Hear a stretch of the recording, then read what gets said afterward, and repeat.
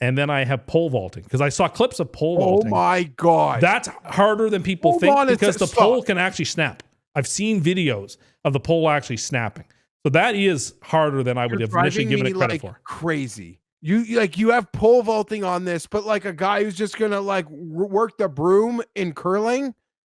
That's hard work. Mayo experience. Mayo experience. Mayo experience.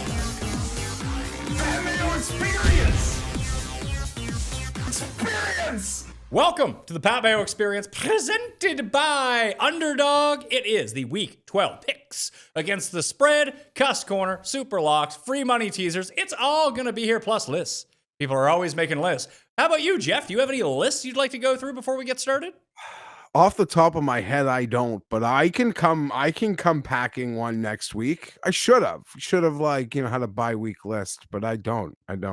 Yeah, that's going to be the new thing that we do, I think, at the beginning of the show, because we need to extend it to 4 hours at some point this season, that we need like everyone to make a list that we talk about for an hour at a time, and then everything will be good. We'll get to the recap here in a second, plus a new list to open the show. Dayton and Jared behind the camera, Geoff on the line. The coin sitting next to me. Additionally, another person taking up more room than the coin is Tim Cust. Tim Cust. That's not my name. Heard it was. No, I've decided to be your guest. You be my guest? Yes, I will be. Geoff, we've heard some things about you. Hurry, is that Lumiere talking over there? It might be. Jared, roll the tape. Scarborough. I was in some musical theater. I've told you guys this before. Geoff was a theater kid? Do you have pipes? Can you sing? Back in the day, yeah. You don't lose singing. Whoa, Geoff. Yeah, you do. How about this, Geoff? No, there's no chance. No. The first. Do Little Phantom, West Side Story. Wow, you were like really a Beauty theater and kid. the Beast. Yeah. Geoff, how about this? The first Thursday we're done. Like, there's no more Thursday night footballs. We go to the Wheat Chief together for karaoke. You show me your pipes. Pause. I was like, I was the clock in Beauty and the Beast. Geoff, you want to His duet? name's Cogsworth. His name's Cogsworth. You are a Cogsworth. Geoff, you want to duet a whole new world from Aladdin? I'll be Jasmine. You can be Aladdin. No. I love how quick of a no that was. Geoff, if you ever were to do a duet, what would it be and why? I don't know that actually. Oh yeah. I was Pumbaa in The Lion King. Okay. Right, that's an easy one. I didn't peg you as a theater kid. I feel like this came up like years ago, but no, yeah, that's those are some of the credits. Yeah, that's it. Can you sing for us? No, those are. Oh, come on. Give us a couple of bars. My cousin just drove in from Arizona. You sing, okay? Give us a couple of bars. I Give us some Hakuna Matata. Come on. Are you going to I was like 12 or 13, 9. Like, sure, you could have gotten something from me. We were theorizing pregame. There's a good video. I could ask my mom for it. Yes. I fell off the stage in West Side Story once. Were you a shark or a jet? Jet. Once a jet, always a jet. That one I did a couple times at different parts, but always a jet. I guess I didn't have that like Puerto Rican skin tone to be a shark. I don't know. You're looking pretty good. I guess out of the three of us, I would be the one who could probably pull it off the most. A bit darker than you guys. But yeah, no, that's geez. It's a past life. Sometimes my daughters will get a show, but no, you guys, I'm retired. Did you break out the candles you didn't like to give to people to get the parts in the play? Is that how that worked? Is that how you got to be the candle? No. You had candle experience? No, he was Cogsworth. Cogsworth, the clock. Oh, the clock. Okay. Who said this is an enchanted podcast? I didn't say this is an enchanted podcast. Who said this is an enchanted podcast? Is this why it's Tim's thing going to be like his top 10 musicals? I should have. Actually, that would have been a great list. Started watching a musical last night. My wife made me turn it off. Which musical? Oh, Brother, Where Art Thou? That's a good musical. She hates the colorization of it. She's like, I just can't watch it. She's like, I hate the color. She doesn't Hamlet 2? Wait, it was not a Hamlet 2 would rank number 2 on that list. Oh, I forget where I was going with this. No, yeah, we were pre-gaming beforehand that if you were doing this now, unfortunately, cell phones had not been invented yet, but I could just see you during Beauty and the Beast, like getting Chargers news on your phone and freaking out midway through the musical. It'd be great. Yeah, no, that would. What was the costume like for Cogsworth? Like, how much did you look like a clock? So, is it like a cardboard? How much did you look like the cartoon character / Flava Flav? Costume. The costume was. I could probably just find you some pictures. Maybe that like might be the. Because I'm not going to sing for you. You're letting everybody down. Yeah, you are. You're ruining. I don't. The show. I'm not like No. Cam would sing for us. Cam would sing shirtless for us. Cam would sing shirtless. Tim, what's your favorite musical? That's a good question. Probably The Sound of Music. Okay, I'd say that's probably my favorite musical. You've never heard of it? Okay, now you're just trying to get me going. There's no way you haven't heard of it. You may not have seen it. I'll concede you haven't seen it. You definitely have heard of it. You know what I did start watching last night? We needed a new show. We ran out of shows. I finished Andor. Very good. Highly recommend to anyone who has not seen Andor. We started the X-Files last night. Okay.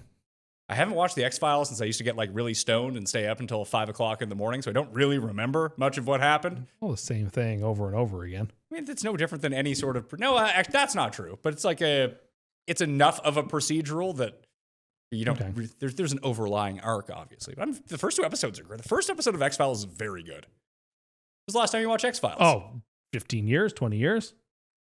I'm still thinking about Sound of Music being your 1-1 in a draft. I think it would be. There's just such great songs in that movie. Well, what would be your number one, Geoff? What's your favorite musical? Is it Hamlet 2? There's no way. West Side Story or Les Mis would probably... Les Mis is a good call. Would probably have to come in at the top. I really liked Oliver, too. Oh, so you're like really old school. Like Yeah. South Pacific, stuff like that. I find them hard. Rent would be pretty high on my list. That was a pretty good one. Yeah, Rent is good. You guys are all over the map. Jesus Christ Superstar, that's a good one. I got you are three like you've got nothing like post like 1970. No, I liked Chicago. Moulin Rouge is way better than all these movies. Moulin Rouge is Moulin good. Rouge. Well, okay, now you're talking movies. That's different. That's not musical theater. You can go see Moulin Rouge on stage.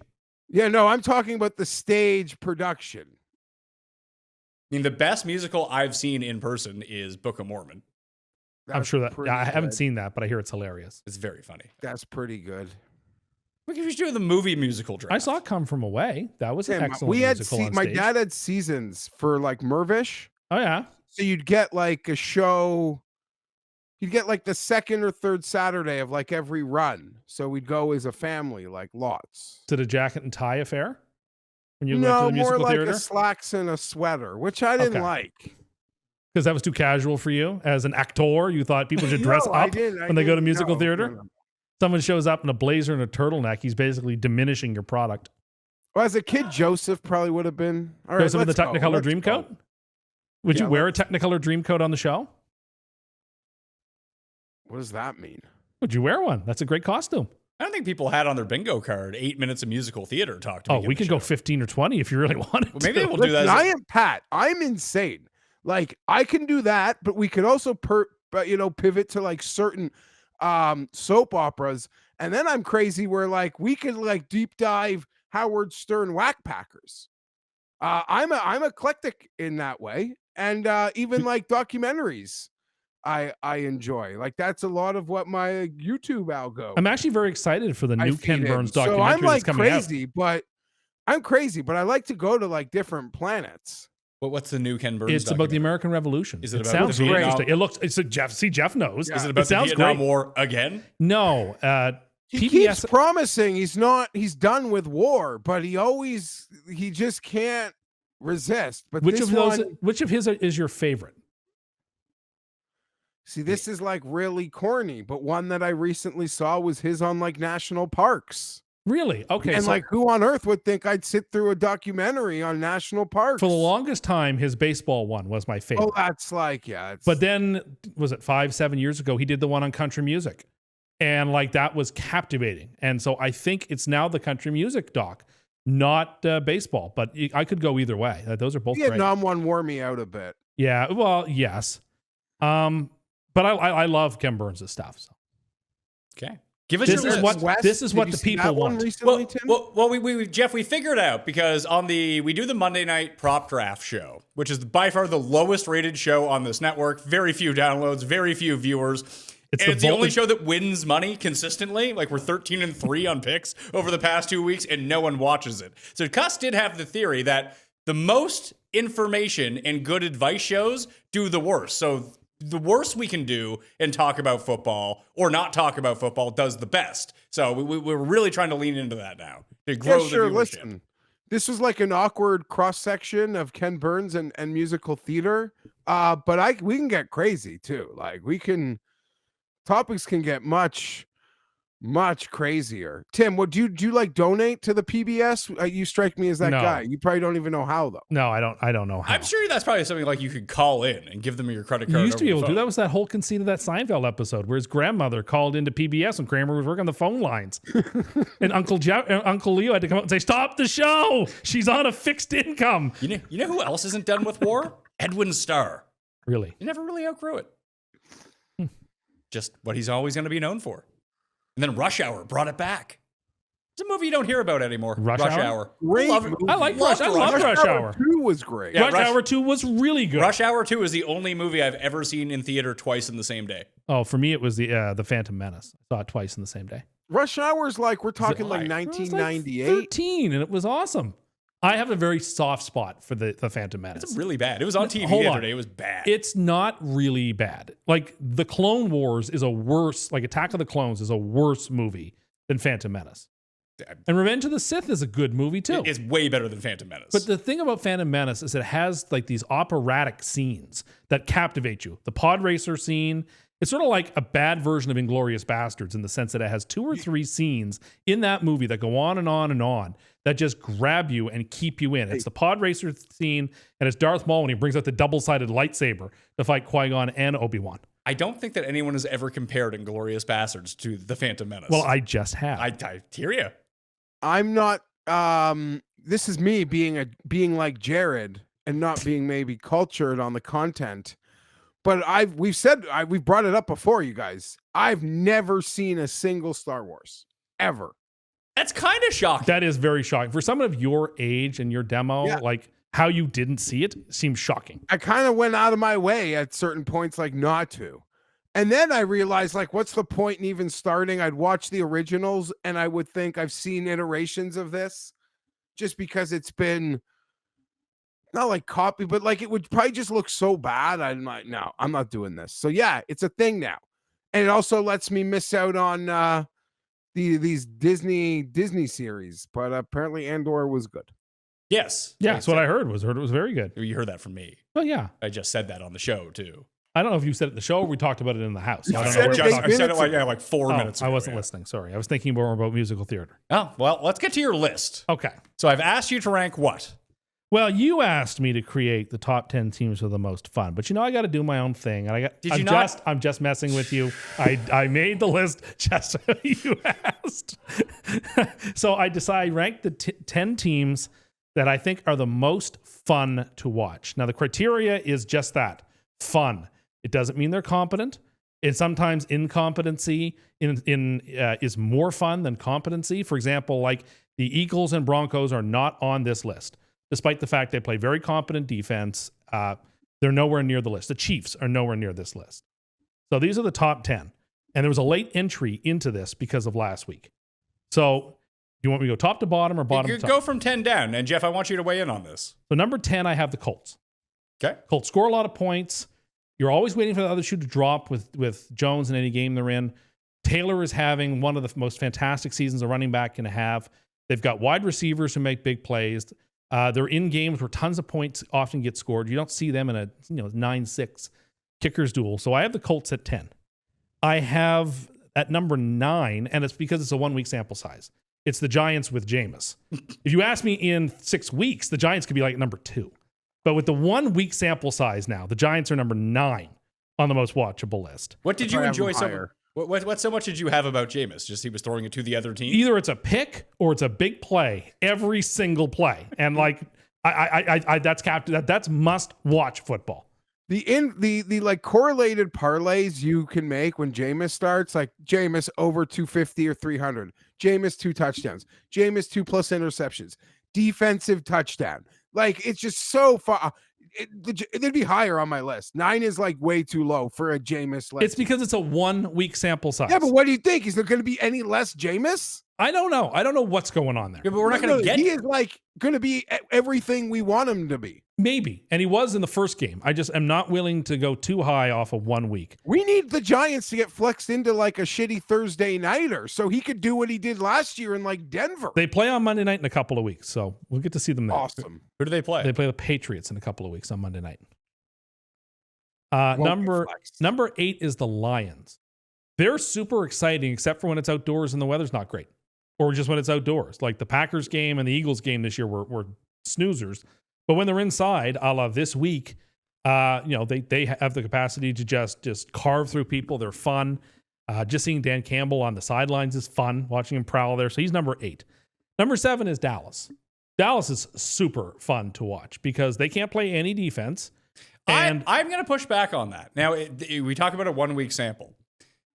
Now that they have Quinnen Williams and Overshown back, the run defense was actually a lot better than it has been. So But their front 7 might be okay now.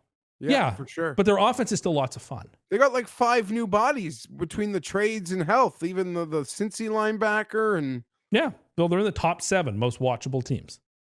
Next team is the Bears. Because again, who knows what you're going to see in these games? There are stretches of very fun, insanely incompetent football. Watching Caleb escape a sack is like one of my favorite things in football right now. To see like what sort of like juke step backwards and spin move he's going to make to get out of them. And they've got some playmakers on offense and some really good defensive players. So that's the next one. Despite having the worst wide receiver in the league, according to you. I'm not a big fan of Rumba-Dunze, but that's well known. After that, and this is where it got to the toughest for me, I have the Rams next. Okay. Because again, like the Rams have stretches where they look unbeatable. But then for like 3 quarters in last week's game, it's like, oh my God, it's like watching paint dry over here. They're not moving the ball. They're taking 1-step drops. But when they're clicking and they're in all these games, they play good teams. They're really exciting. Next is the Seahawks. Again, like you don't know what you're going to get week by week, even in games where they blow out opponents. Like 2 weeks ago, we kept watching because Sam kept turning the ball over. And so they have electric receivers who make fantastic catches. For some reason, they would be at number 1 if they'd stop giving Zach Charbonnet the ball 6 times a game. But they keep giving him the ball. That keeps him back. Do you know what Sam Darnold's odds for MVP are now? They've got to be like 40 to 1. 50 to 1. Yeah. Well, that last 2 weeks, particularly last week, being fully seen and throwing 4 picks, that did real violence to his chances. So I feel like I was right that he would have had to continue that 4 touchdown a game if he had pace. gone like 2 touchdowns, 1 pick, I think he'd have been basically what he was last week. Honestly, all they would have had to do is win last week and he'd have been like fine. Like Stafford played, I saw his 72nd worst career Rams game of 74 career Rams starts, and his odds got shorter just because they won. They did, but this is always on the table for Darnold. These sorts of games just kind of sink that for him. But they're entertaining. Well, whereas like if Josh Allen did that, people would be like, okay, whatever. Yeah. Well, like for Darnold to overcome last night, he'd have to have the month he just came off of.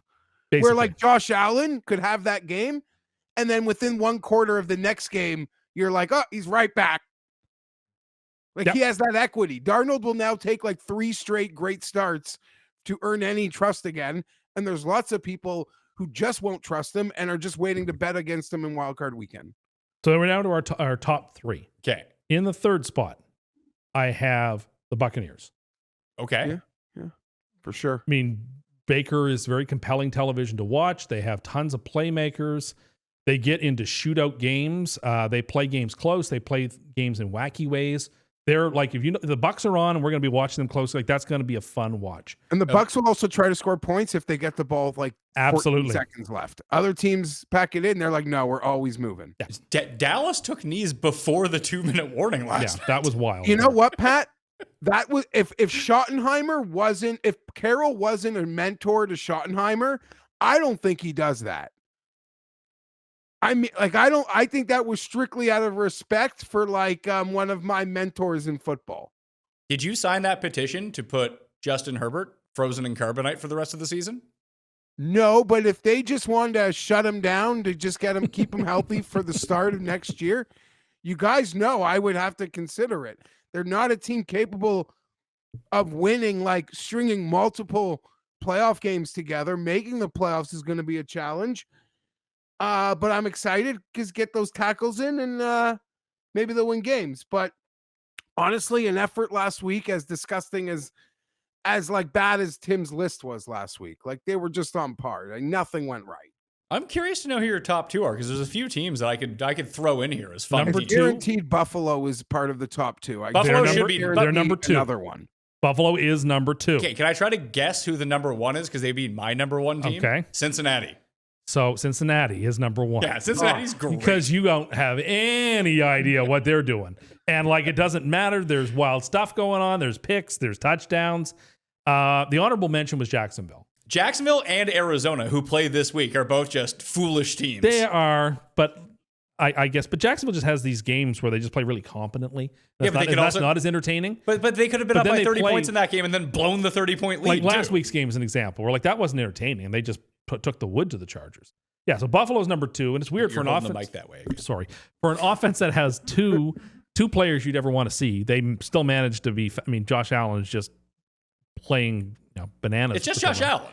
That's it. At James Cook too, when he gets the ball and he Sure, gets that's like the- in open space, he's electric. As you found out this week, that he very rarely gets the ball. And when he does, he makes a difference. And yeah, number 1 is Cincinnati because who knows?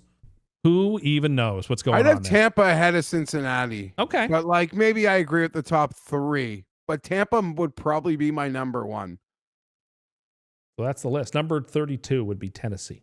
Yeah, Tennessee, and they even took our money last week. Took Well, my money. At Although least. the Eagles could be 31. Yeah, the Like Eagles there's not the Eagles are such a terrible team to watch. They're a nut under bet, I guess. Oh, I these know. days. Well, it seems that way. Where do the Falcons rank on this? Because you know you're Too gonna sad. You're gonna Just get too sad. shenanigans in the Falcons So games. who was too like the sad. fun and sadness team on the list? Because the Chargers were that team for a few years. The games It's- are fun, but it always ended. The Falcons sad. game. the, Falcons the Bengals are Yeah. the fun and sadness team. They never really win. Yeah, like the Falcons aren't there because they do the same thing every week. And at some point that stops being entertaining. It's the same with the Steelers. They do the same thing every week. That's not entertaining. The Falcons are on pace. I'll put it this way, friends. I don't even have a projected early list, but I think they're coming in at 32nd on the list without the first round pick. And just what an embarrassment to football. Everyone seems in over their head.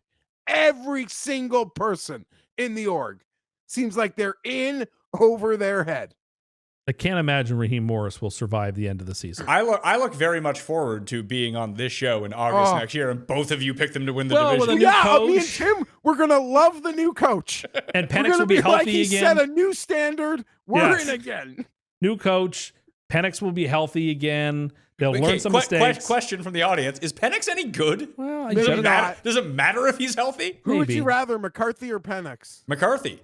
Probably Penix I guess at they're the moment, still, but I mean, as Kevin O'Connell said today, the cement isn't dry yet in I've terms been of his seeing fundamentals. Zach Wilson comps for McCarthy, and like that is not good. No, that's not good. That But- is not but a at least comp he you has want. a coach that can coach someone like that up theoretically. We'll see how that goes. But at least McCarthy, he doesn't seem to have any fear of throwing bad passes, which could be a huge detriment. what I Zach don't know if Wilson Penix does. can make some of these throws. Like Hard to say. you never see Penix like take a 5-step drop back, step up in the pocket, and launch it down the field. Like he's good at hitting like Drake London on these crossing Yeah. routes. McCarthy's just kind of spraying it everywhere. Hold But at least on. it's like, go ahead. Penix does not even go through a single progression. Whatever the read that he wants to like throw to because it's good in practice, he locks in. The only screen passes that Bijan gets past, Pat, are design screens. You look at all the higher end or competent quarterbacks, they go through 1, 2, 3, little outlet to the running back. Like no part of the pre-play plan.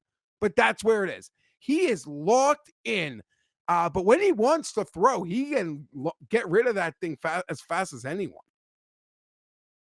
Did you see Cam Scadaboo on Monday Night Raw last night? No, I didn't. Mixing it up. Broken ankle and all. What a maniac. Great.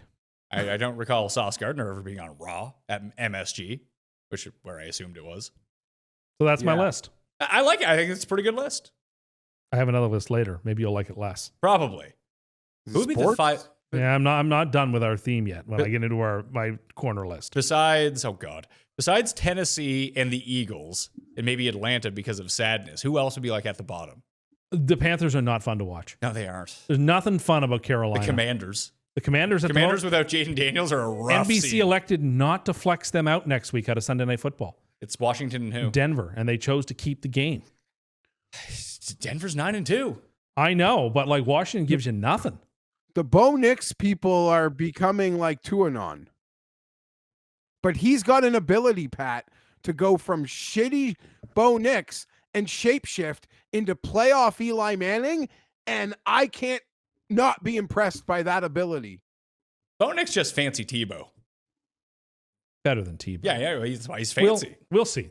The script is yet to be written for him when they play in January. We'll see. It'll matter then. There could be a point of this season. This happened towards the end of last season with Bo Nix as well, that he just started completing, instead of completing 1% of those passes over 30 yards, he just started completing like 3 of them a game, and all of a sudden they looked unstoppable. If he can just start completing those, because those bombs are there. They're open every single game. It was the same with Mahomes on the other side of the ball in that game. He had the guys. Yeah, and he just kept overthrowing. In Nick's one playoff game, he hit a bomb to start the game, and then he never he was like Jared Goff for the rest of the game. He completed. But he was he was a rookie, and he played so well down the stretch, completing those sorts of passes. Without those passes, I don't know. I mean, the defense will always keep them around, but beating like the legitimately good teams in January, they're not winning unless he's completing those passes. Concerned about the way Mahomes played on Sunday.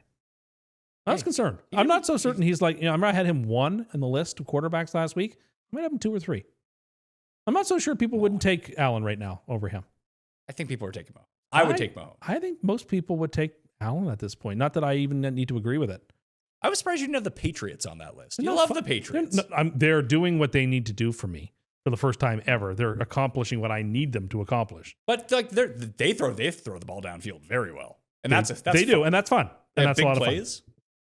Let's get to Thursday Night Football. Actually, no, let's recap last week. You guys both had great weeks. I had a very, very poor week, Jeffrey. I was 4-11. It might be curtains for me in my comeback attempt here this time around. I improve or fall to 76-84 after having it back to a game below 500. That's no good.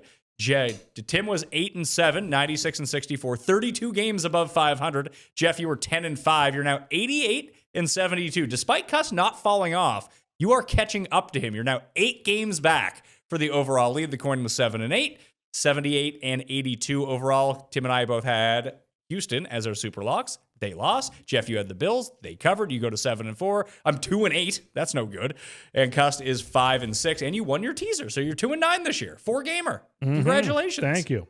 Everyone tried Andy Dufresne him. I'm going to chip away at that lead as we come home. Hey, look, if I end up the season at like 26 games over 500 and you beat me, then congratulations. You will have earned it. For good luck's sake, maybe I should flip the coin today. You're not allowed to touch the coin anymore. Jeff, did you see this on Sunday night? You know, because of the Grey Cup, I actually didn't see Sunday.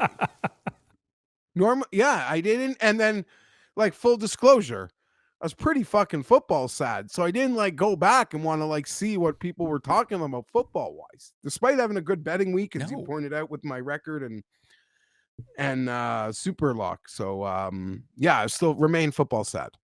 You don't get to touch the coin anymore. The coin was just on the table because we were doing some cleaning before and we forgot to take it off. So I'm trying to talk and like go through and talk to Tim. He's just sitting here flipping coins like this and not paying attention the entire time. Like a little kid. My wife described you somehow as kind of what we say. You have all of the worst traits of an 80-year-old and a 6-year-old. And that's why TikTok has rotted your brain, because those are the two people most influenced by this sort of thing. As I understand the charges, I plead guilty. Somewhat surprisingly, I actually take tailgating very seriously. Grill fired up, cooler packed, and yeah, I'm the guy everyone counts on for the food. Whether that's my home barbecues, birthdays, tailgating, doesn't matter what it is, Pat Mayo is always relied upon for bringing the food. That's why I go with Omaha Steaks, the official sponsor of tailgating. They've been America's original butcher for over a century, and everything they send is top-notch, perfectly aged steaks, juicy burgers, those thick, deli-style franks, all delivered directly to your door. I tossed the ribeyes on the grill last weekend. Crazy tender, amazing flavor, and you can taste the quality. There's no off-season for flavor here. Make your next game day delicious with Omaha Steaks. Just head to omahasteaks.com and use promo code MAYO at checkout for $35 off your order. That's omahasteaks.com. Promo code MAYO. Terms apply. See site for details. Whether you like golf, whether you like fantasy, or you just enjoy lots of money, starting the second week of January, the race for the Mayo Cup is on. Join thousands of fantasy players at fantasygolfchampionships.com for your shot at over $1 million in prizes, including the $110,000 first place prize. And this isn't like those giant contests where it goes from $110 to $20. No, everyone who finishes inside the top 250 this year wins at least 4 figures. Everyone inside the top 20 gets 5 figures. And it's simple. Takes 10 seconds a week. You pick one player per week. You can use that guy once all season long. Even if you know nothing about golf, you can still play in this and try to win the grand prize. Sign up now at fantasygolfchampionships.com or hit the description and just use the link. The race for the Mayo Cup is on. Buffalo at Houston is first up. No CJ Stroud in this game. Doesn't look like Dalton Kincaid is going to play either. The line has grown to 5.5 for Buffalo going into Houston. 43.5 is the total. I probably don't need to lead with this game because I can't pick any games correctly. Would someone like to pick this correctly? Buffalo. Yeah, Buffalo. Any sort of color with that? Davis Mills is playing. Buffalo, better team, short week. Josh Allen is good enough to make plays outside of the pocket. It can negate to a certain extent how great Houston can be rushing the passer. Just Buffalo, and just really the quarterback on a short week. I trust so much. I'll lay these sorts of points. You beat Buffalo by scoring a goodly number of points. The teams that beat them or almost beat them score a lot of points. The Texans are just so limited in their offense, even though their defense is really good, that I just don't think they can win a 31-28 type of game. I really don't. So you think Buffalo can score 28 on them? Yeah, I don't know if they need to cover this number. I think it's like 27-20, 27-17 Buffalo, something like that.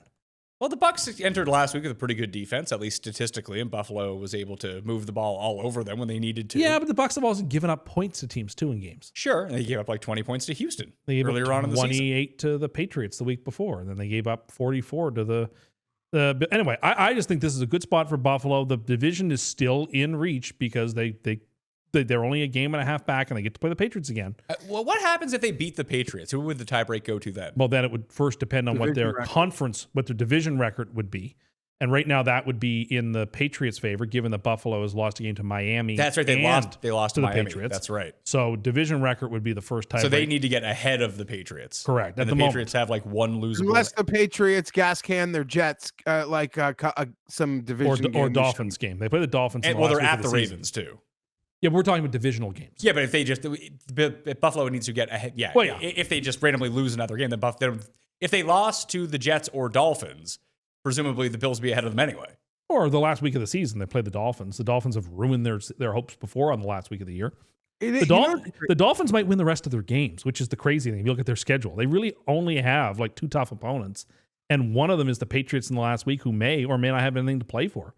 Like, it's really frustrating. It's feasible to win, like get the second seed in the AFC, and then have to play like Mahomes and Allen back to back. Yeah, that would be a tough draw. Getting the 1 seed would be pretty critical here. Although that means you probably play Mahomes in the second round. Yeah, you're gonna have. It seems like you would then. Yeah, if he gets there. But then you can get to the conference final against like Bo Nix or Daniel Jones.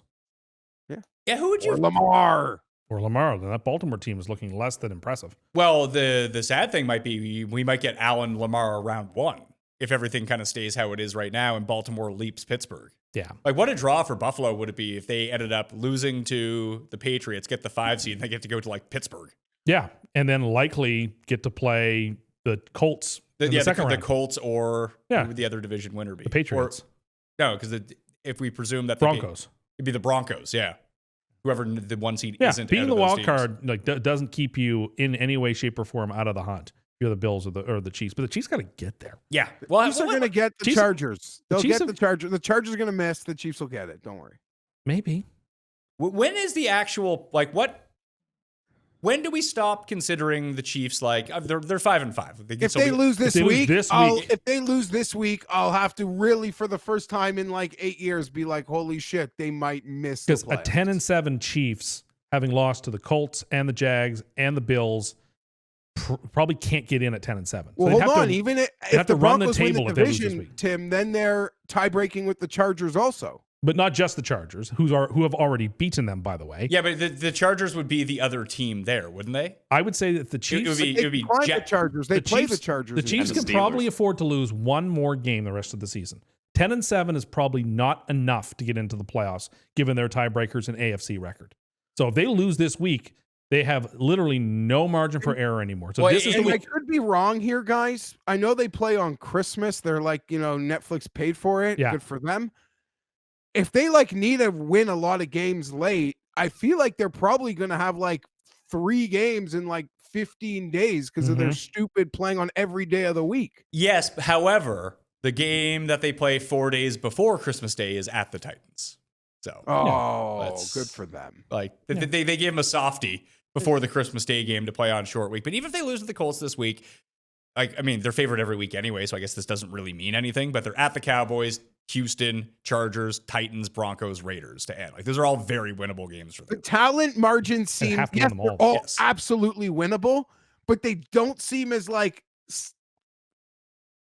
tier better than all those games also feel like coin flips. Yeah, And like right that now, Thanksgiving will game against Chiefs the run out 4 Cowboys. coin flips? If they're going into that 5-6, going into Thanksgiving, Dallas can absolutely win that game. Dallas can also kind of make a move here. No, their problem is they they have can. too many losses. They have 5 losses. That's a lot of losses. Well, if they don't Crowded, lose again, they're going to be crowded. fine. Beating the Chiefs would be a big step to that. they have to jump over a lot of teams to get in. If they win this Next week, Thanksgiving. Yeah, next Yes. week is Thanksgiving. We have to figure out what we're doing for that when we're going to film because we usually do the Thanksgiving and Black Thursday Friday morning game. live bonanza. We are. And Cam and Rob both said. Rob said he was in for sure. Cam said he was iffy, which means Cam is in.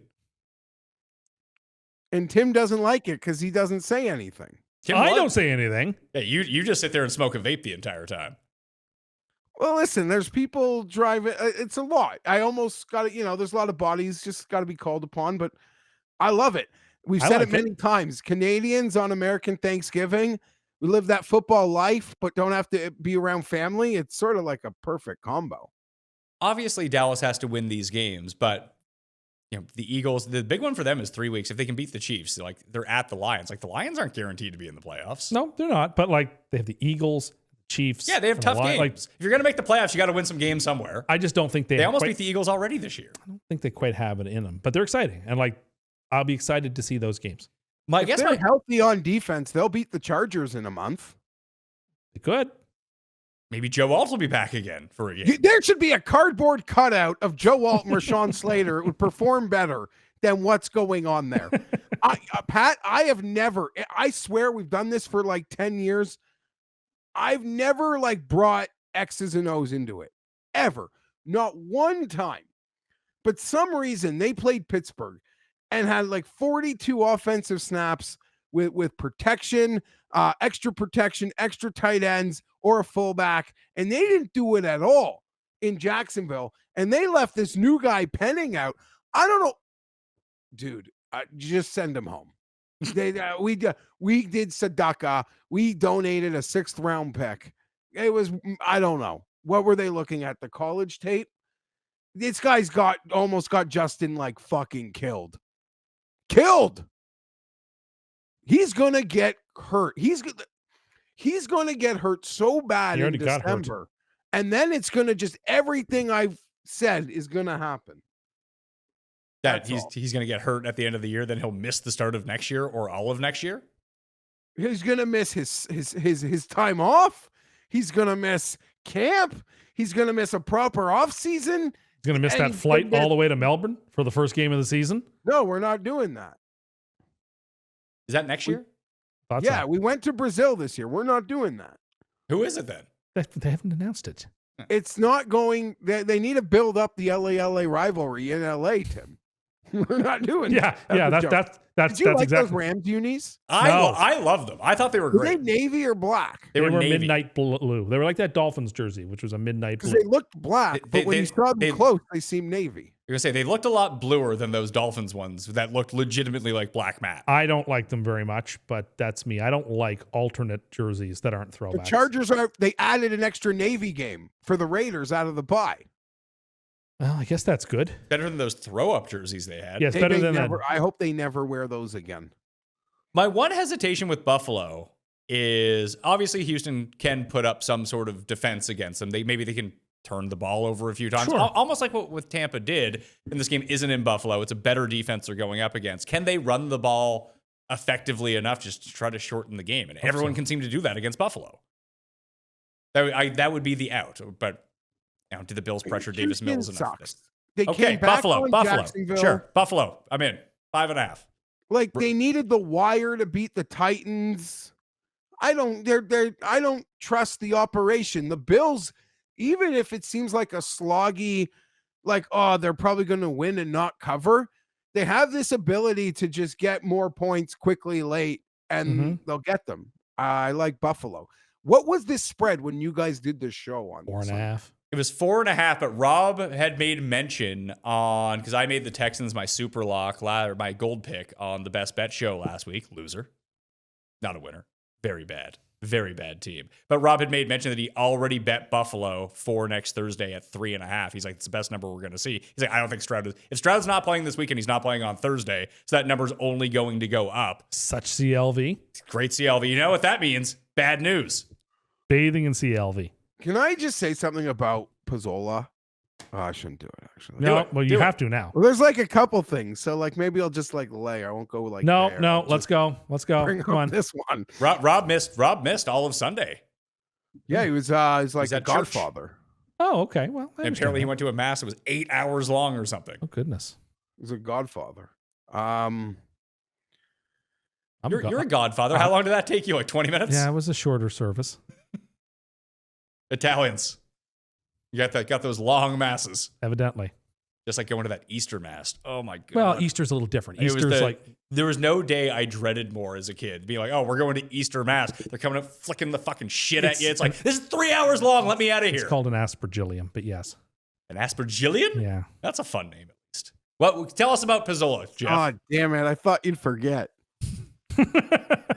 Well, a couple things. I watched the show, and sometimes you don't even know like if he's actually betting the mineral picks that he's giving. Ooh. Um, We don't Cam need is. a fissure between our show and their no, show. no, after but last I'll year. say We this really don't- more, I have no more part of this. importantly.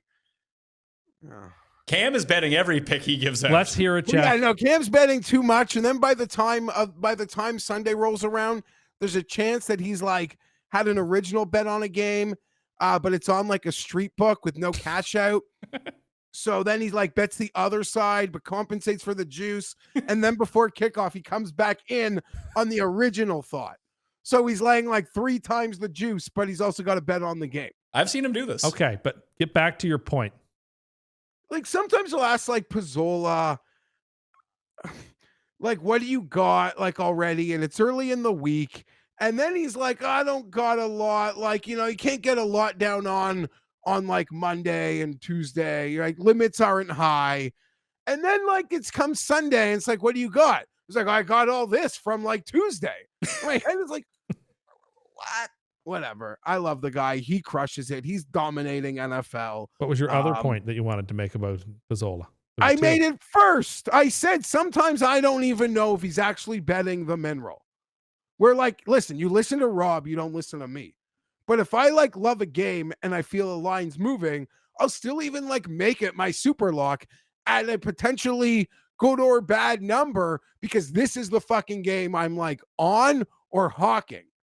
Pizzola, I guess he's more disciplined because he looks at it like Tim, like he can't say anything because he Tim doesn't want to like make any leans on Twitter because one time a guy like bet his mortgage on it and that like scared Tim to death and it won. Credit to Tim. Pizzola is like deathly afraid of like saying anything which would cause someone to do anything but get the quarter point. Yeah. I mean, that's kind of his whole bag. Yeah. I don't begrudge him for that. I'm No, betting the there's no Minerals begrudge. I love losing. Rob. But it's more like, He should be betting. He's winning. He's up like 8 games over 500 on the Best Bet show. He should be betting those numbers. and you should tail Rob's bets. But I'm telling you, there's sometimes where it's like whatever the computer is at the moment you're asking for the pick is what it is. And I don't even know if he's on it. Did But you he's ask? winning, Did and you his ask? leans are better. I'll tell this to 99.9% of the audience. His leans are better than your fucking opinions. We'll leave it at that. That's why he's on the fucking show. It just sounds like you're mad that you asked him for a pick and he wouldn't give it to you because the number wasn't available that he got, but you wanted to pick anyway. No. This is like a regular thing. I poke fun with him. I crushed it. Rob knows I've fucking been crushing the last couple of weeks. This is going to be a brown bag behind a gas station fucking week for the good guy. And you know what happens when the bookie like says, I can't meet because I got a hockey tournament. I got to take my kid to Penetangwisheen. Most disciplined bettors will be like, all right, whatever. I'll sit on this one. I'll bet somewhere else. I'm like, no. Gonna make him fucking pay.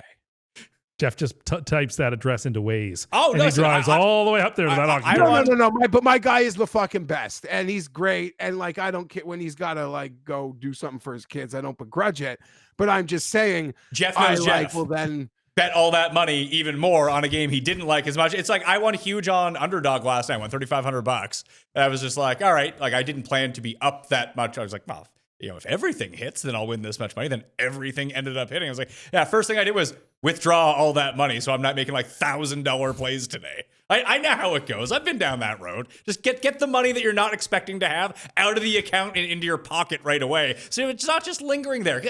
It's not that you don't think that the guy is going to pay you. It's that you're going to bet like an idiot because you have more money. Yeah, of course. And it's also as simple as, listen, like it's like actually Rob's like job. He's not making like any wreck fucking bets. I mean, he also owns a media network. Sure. That has that guy on it that looks like if me and you combined literally into one person. He was in the video earlier. Yes. Yeah, G-Stack George. Don't they have that guy on it who was Clocksworth in that play? That's Yeah, they me. do. Cogsworth. Yeah. Cogsworth. Get it right. Get it right. Have you seen Star Wars? No. You've offended Bob Fosse over here. Jared hasn't seen Star Wars. I wish I knew who that was. Jared's No. 15 years younger than you. What's your? He has excuses. What are your excuses? It didn't do it for me. You didn't see them. How do you know Yeah, that just do it the for whole you? like thing around them. The Star Wars There's a oeuvre for Jeff. there's a real hipsterism to this take, Jeff, that I'm The- actually the- really the Chris appreciating here. Pine Star Trek movies I've seen though. Those first are the one only was good. ones. All three of them were actually really good. In fact, Star Trek is way better than Star Wars. It's a different thing. I agree, it's a totally different thing, but it's way better. That's all people it's really a different, need to know It's a about. different You thing. know how it is the same fucking thing in the same way you said Zelda and Mario are the same That's thing. true. That is exactly true. No, that's not quite the same thing. No, Star Wars and Star Trek are more the same thing than Zelda and Mario. No, one is No, that's actually not one true. is a space opera about a family. One's an action fairy tale magic movie, and the other one's like a science fiction thing. Yeah, I kind of like the magic. Yeah, it's like wizards. That's the kind of stuff I like. It's sort of like Harry Potter in space. It's like you're both going to Nintendo. It's the same thing.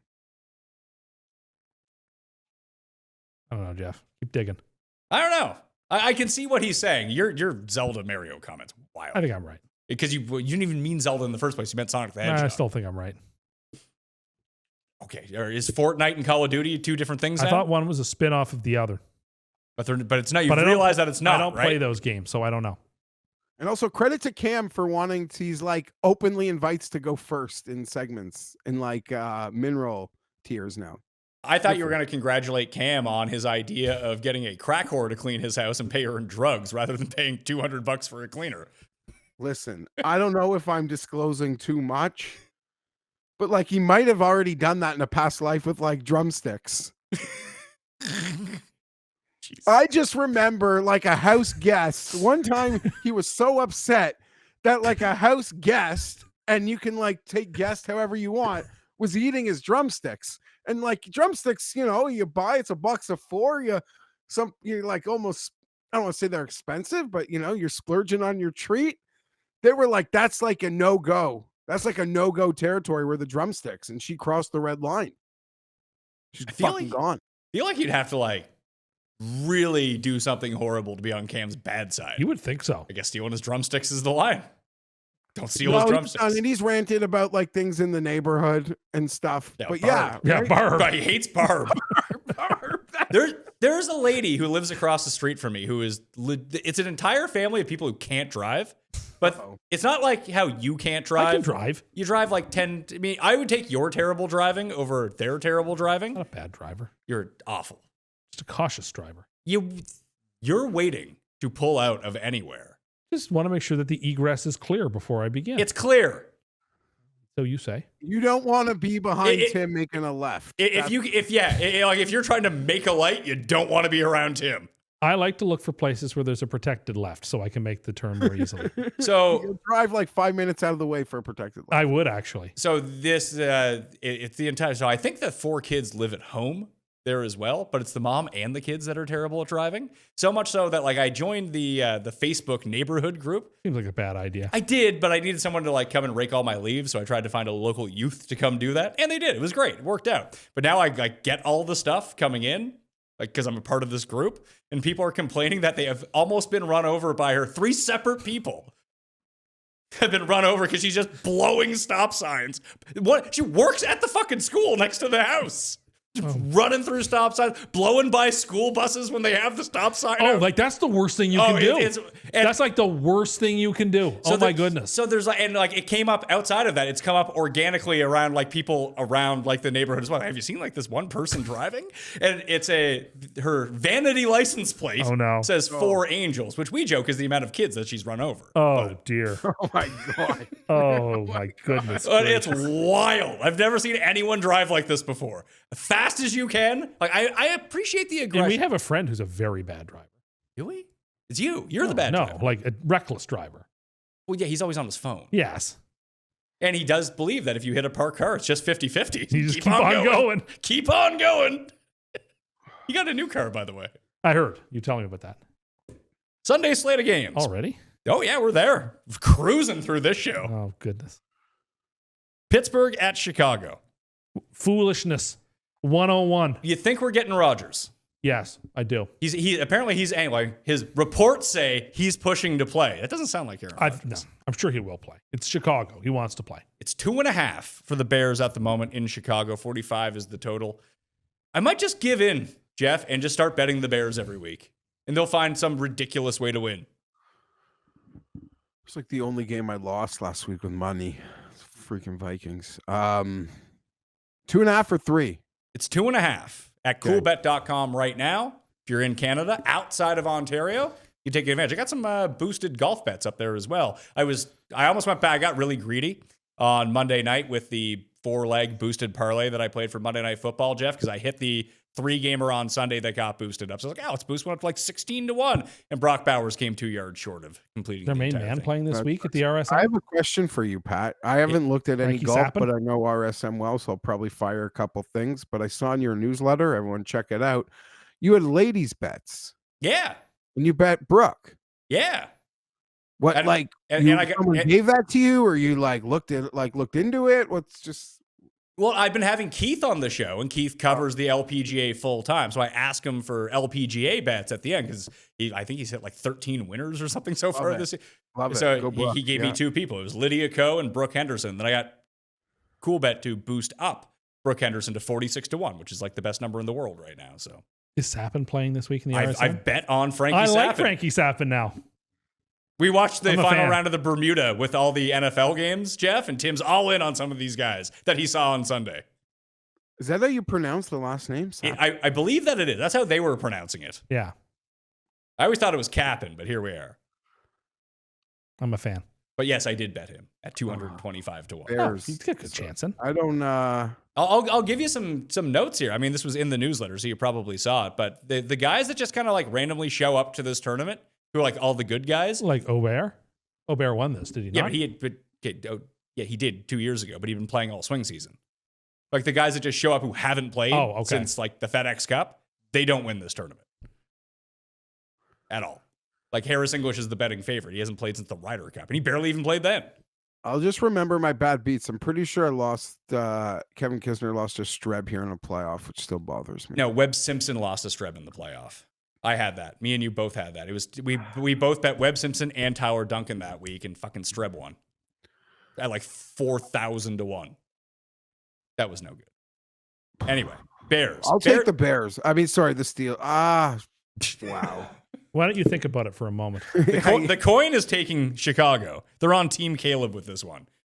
Is this going to be the 5? Like both these teams are the 5 turnover team type, where they just turn the ball over back and forth. I'm only taking the Bears because I actually believe in Pittsburgh less than Chicago. Because I still don't believe in Chicago. Like looking at their schedule, I still don't know how I get them to 10 wins, but I can get them to 8 or 9, and one of them would be this one. So I will take them here this week. What team in your mind, Geoff, if both these teams end up making the playoffs, which one do you think is more viable for an upset, like to win the first round of the playoffs?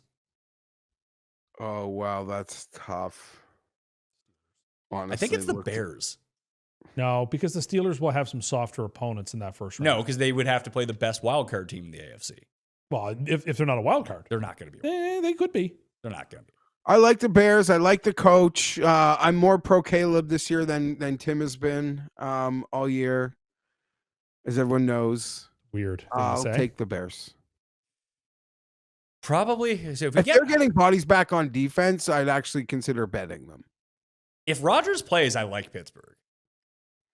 Rodgers just wants to play because if Rudolph looks halfway decent, he can't lose his job. I don't think they're going to bench Aaron Rodgers. They're winning the division with Aaron Rodgers. I don't think they're going to be like, take a hike with this guy that's been here for 10 years. They weren't doing great on Sunday until Rudolph came in. And all of a sudden... They were winning the game when Rodgers went out. It was a super close game at that point. Well, the game got flipped by a fucking pick 6. Rodgers... It was nothing to do with Rodgers will Rudolph. probably play, but I like the Bears in the game. It looks like Jalen Warren's going to go in this game too. I'm going to take Pittsburgh. Just stupid teams take the points. Let's go for it. New England at Cincinnati. Speaking of dumb teams... No Burrow, maybe next week for Joe Burrow. Looks like Ramondre and Butte are both going to be back for the Patriots. And obviously, Geoff, no Jamar Chase. The Roberto Alomar of the NFL. Yeah, that's pretty... I loved his defense. Did he have his appeal yet? It has not gone through yet. I assume he's going to lose, although his defense is very good. It's a type of thing that, like, if someone asked me, I would say. I wouldn't win, but yeah, if I was going to try to spit on a guy, I'd spit in his face. Come on now. That was his defense. You're holding the mic that way again. Stop ruining the cord. Maybe you should get me one of those. You want me to get you? Can you handle having the mic stand back? I think I've earned a chance. Okay. I've earned a chance. I agree with you. I think you've done well enough that you know that even after Thorb was on the show and told you that you have to speak into Thorb said I have to speak into the microphone. If you're able to do that, then yes, you can have the mic stand back and you can give your arm a rest. Thank you. Is that your beaten arm? Would you rather like a Bob Barker a little mic to hold? No, well, clearly he would like the Bob Barker mic. They're easier to hold. He also didn't hold it by the cord. No, but it was super skinny all the way down. It was, but... I like the Patriots here, and I'm teasing the Patriots. Patriots down to 2? Yeah, I like the Patriots in this spot. Coming off a mini bye.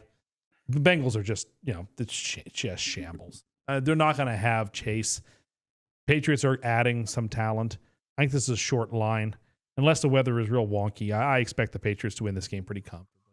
Weather in Cincinnati on Sunday. Let's see what we're doing here. I don't even care about the weather. Patriots, I think the line should be like 10. Digits. Should be like 10, 10 and a half. You don't think that the Bengals can score enough just to kind of, like, is this a backdoor game for... It's possible. It's totally possible, but I hate picking teams against the spread on the hope that maybe the back door is there. But that's not a winning strategy. Yeah, but we've seen them move the ball enough on basically everyone. Yeah. Like last week was more of an outlier than anything else. It could totally happen where it could be 27-3 and they score 2 touchdowns late and they cover this. But they haven't even been backdooring some of these games. They've just been in back and forth games. Yeah, but last week was a good example of what happens when the wheels just fall off and they got nothing.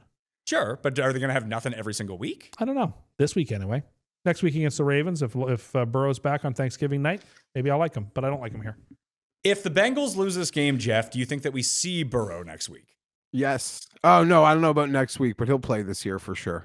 Well, he would have been like fully healthy by mid-December, and him coming back 3 weeks before that. In my mind, he's not healthy. He's pushing to come back to make a playoff run. But if there's no playoff run to be had, why push it? Yeah, I'd rather him not. I'll be honest. Be healthy and for the Jets next season. This isn't. I know some people who like make this take try to spin it into like an anti-Joe Burrow take. This is not what this is.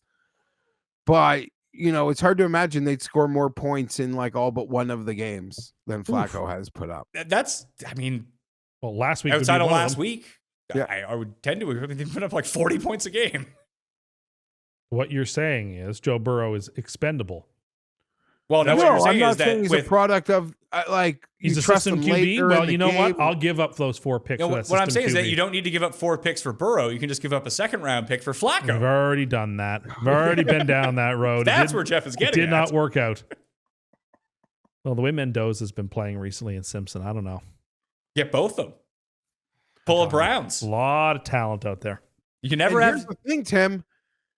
You know what? I know this might sound crazy, but the Rams could use 2026 to find their QB of the future, and they have the draft capital, could trade up and do what they need to do. Yeah, but and if they want to use their extra pick and say fuck them picks because they found their quarterback, I think they're going to be a team you need to worry about. No, because then next year we can just do it next year. Yeah, but I hadn't even considered that. If the Falcons do end up flaming out here with Cousins and the Rams end up with the 4th pick in the draft, do they take one of like the 3 stud quarterbacks and just be like, probably not. They would probably package that. You have no idea. I think they would probably package that for They several. thought picks. about it last year. They think, holy shit. How else do you get the great quarterback? I mean, yeah, but if Stafford is coming off an MVP season, I'm not saying they're going to Stafford. They're not going to pick. They're not going to pick a QB. At 4. Stafford's been mulling disagree. retirement. I don't care that. if he wins MVP. The second he has spoken about retiring and his wife talks about it, I'm allowed to draft his successor. Don't see it happening. I'd say max Stafford plays next year and that's it. I get it, but I just don't see a team. It causes needless friction when instead of making the team that you've got better. It's like I'm leaving. I'm playing this game for 18 more months, guy. Like I don't care if you. You would need to get you'd have to have his complete buy-in. Sure, but it's also like found money too that you can turn your. It's like when you get a free bet on one of these sites, you don't use the free bet on the minus 200 favorite. You play like a 5-leg parlay that pays $100,000. It's a free bet. What you need to make sure is that he's on board, and if he isn't completely on board, you just can't do it. If he's going to, you're not going to know either way because he's probably going to do what he did like even over the offseason where he's going to like jerk you around and be like, well, I might retire, I might not. It's like, well, we're going to have to make a pick here at some point. We can't run Jimmy G out there. No. What if they trade back in the first round to like pick 14? That would make get more an sense extra to me. second and then just take the third quarterback. No, hear me out, Pat. No, but you trade back for more picks for 27 and then are a true threat to Tim. When Stafford's retired and they can draft the quarterback. Well, then maybe I'll draft one this year then, huh? I don't know enough about these quarterbacks, whether they're like legitimately good. A couple of them are legit. They're legit in college. I don't know what being legit in college means versus being legit in the NFL. We've seen a lot of guys be good in college who suck in the NFL. This time last year, the mocks would have told you Shedeur Sanders is legit. So who cares? I read on Twitter he is legit. So why don't you calm down, He Geoff? manages to convert a 3rd and 10. You don't see against coming. all odds, Geoff. I actually better than you. You know what? Better than you can do. I actually think the people. Like, it's not even him. Like, I don't even like feel bad for him. I feel bad for the insane people who are like just ignoring what's happening and creating conspiracy theories. Yeah, you'd hate that. That's not right up your alley. I hope he throws for fucking. When I say that, What thought of mine comes to your head that you want to throw back at me? Any number of conspiracies Name of the last one, name decade. one. Where do we begin with conspiracies? Where do we begin? Just like 20 minutes Bats? ago. No, apparently it wasn't their fault. The science says so now. Where do we begin? Just 20 minutes ago, where you were talking about how the Chargers are setting up to by putting Penning out there to set up to come up No, with that's not a what I permission said. structure to That's- I take know, the I quarterback didn't say out for that. next year. That's didn't it. His grand conspiracy. That's the number. With all the conspiracies apparently Geoff has been throwing out there, that's the one that Well, you I bring don't up. want to be mean and talk about how he didn't think you needed to wear a mask during the pandemic. I don't want to be mean No, about I that. didn't. Oh my fucking God. I didn't have one. I knew exactly what something cost. It was like the second day of mask. I'm like, dude, here's the money. Can I? And you're just such a whatever. What? I hope your Corolla. I hope your ice tires are on. Going on this week. I'll take New England along with you guys. Indianapolis and Kansas City. Hinge game of the week. So kind of a prove it week for Indianapolis as well. Like, prove to me you can beat Mahomes. Yeah, and Like, it was good for Denver last week. Like, prove to me you can win this division game, beat them down a little bit, and even if you get down, you can come back and make this happen. I don't know. What's the Colts' best win this year? The Chargers, the Broncos? They have something better than those? the Well, Broncos, they lost to the Broncos. No, they beat the Broncos. Oh, yeah, with this goofy. Yeah, they got lucky. They got to kick a kick twice or something. Yeah. No, it was with the stupid penalty. Yeah, they get to kick twice. And like their loss to the Rams, like their second best game, that was a loss. Yeah, they haven't had a ton of impressive wins. Here's how I view this. If you think the Chiefs are still a legitimate contender to go deep or do something, they have got to win this game. There's no two ways about it. They lose this game, it's likelier than not they won't make the playoffs. I'm not saying they won't make it, but it becomes a likelier than not proposition they even get in if they lose this game. 3 points right now. I'm taking the Chiefs. It opened at 3.5. It's down to 3. I think you've got to play the Chiefs here unless you're just completely out on them. The Chiefs have got to win this game. There's no ifs, ands, or buts. They've got to win the game. Mahomes has just looked. Denver's defense is so good, so I don't want to read too much into it. But every play was just like a scramble and an upchuck. Mm-hmm. It's Well, a very good strange. test of the thesis where people say, "Oh, as long as you have Mahomes, you'll always make the playoffs. As long as you have Josh Allen, they're healthy. They'll always make the playoffs." Well, like, Well, is there a chance Mahomes isn't healthy? Is that Maybe. part of Might be. this? maybe Pat, there are moments where I don't think he's healthy because It's the arm. he doesn't like scramble for yards. He just like circles in the pocket. And I mean, in like when you suck and you do that, it looks like Russell Wilson. When you're still as talented as Mahomes, you can still like get out of it and throw these like passes that miss by like an inch. And you're like, oh, so close. But he doesn't seem right because he's not trying to get yards with his feet ever. That's what Rob brought that up about Baker last week, that he hadn't been running as much as he sustained. Baker's like And he 6 got injuries. healthy. Apparently. Baker's got like 6 injuries at once. Yeah, but he started running again last Yeah. week, like 3 weeks after the oblique injury that he suffered. Then all of a sudden, like, he's a little bit healthier. He can run a Yeah. little bit more. And their offense isn't as good when he doesn't run. Same as this iteration of the Chiefs' offense. Davis actually put out an interesting thing today. Shout out to Davis, first time dad. He had a kid over the weekend. Congratulations. Shout out to Congrats, I Davis. didn't know that. Muzzle tov. That both Xavier Worthy and Rashee Rice are like bottom 5 in the league and getting separation like on routes. Yeah, but you know what? Like, they can't be. He overthrew them last week. He did, but like the reason I think, because we see them take a lot of these deep shots, and I think that the reason is that these guys underneath just aren't getting open. So he's like, well, fuck it, I'll throw it down the field. Like, it's better than trying to squeeze it into this window that isn't there. I'll throw it deep, and that's why he's overthrowing the guys. That, well, I don't want to throw it short and throw a pick. I'll see if I can just get it absolutely perfect with the miss. It's like when we play golf. It's like, you don't want to miss long here. You want to miss short. He just wants to miss long so it doesn't get picked. And I think that these receivers not creating any separation is just causing real problems for him. Which is, I mean, your boy Sauce back in action. Yeah, but it'll be a good test to see where they put him and which receiver they want to put him on. It's either I would put he's him on injured or Kelsey he's in the bored. slot, but Well, this is now the time to stop being bored if that's the case. this is it. This season is on the line in a lot of ways, and I just don't think that the Chiefs won't answer the bell. So I'm going to take him. The coin agrees with you. Kansas City for the coin. I'm going to take Indy. You're now, I mean, Rob even pointed this out to me last week, which like he ended up on the Broncos. And I think you actually said it too, just having to win by more than a field goal in order to, like, they could win by 3. They could on lose the road. What's that? And that was on the road for the Chiefs. Sure, but just at home, you have to win by more than a field goal. Have they lost 2 in a row now? Yeah. It's just they like lost 5 and 3. big question marks about like this is a Colts team. It's outdoors. It's cold. A lot of pressure on them. Toughest opponent they faced in a while. Do they got it? I mean, Colts are they seeming pretty healthy too, right? They just went to Pittsburgh and lost back too. that were out. Yeah, the Colts lost in Pittsburgh 3 weeks ago. Silly game, by the way. It was, and then like they barely escaped the Falcons in Germany.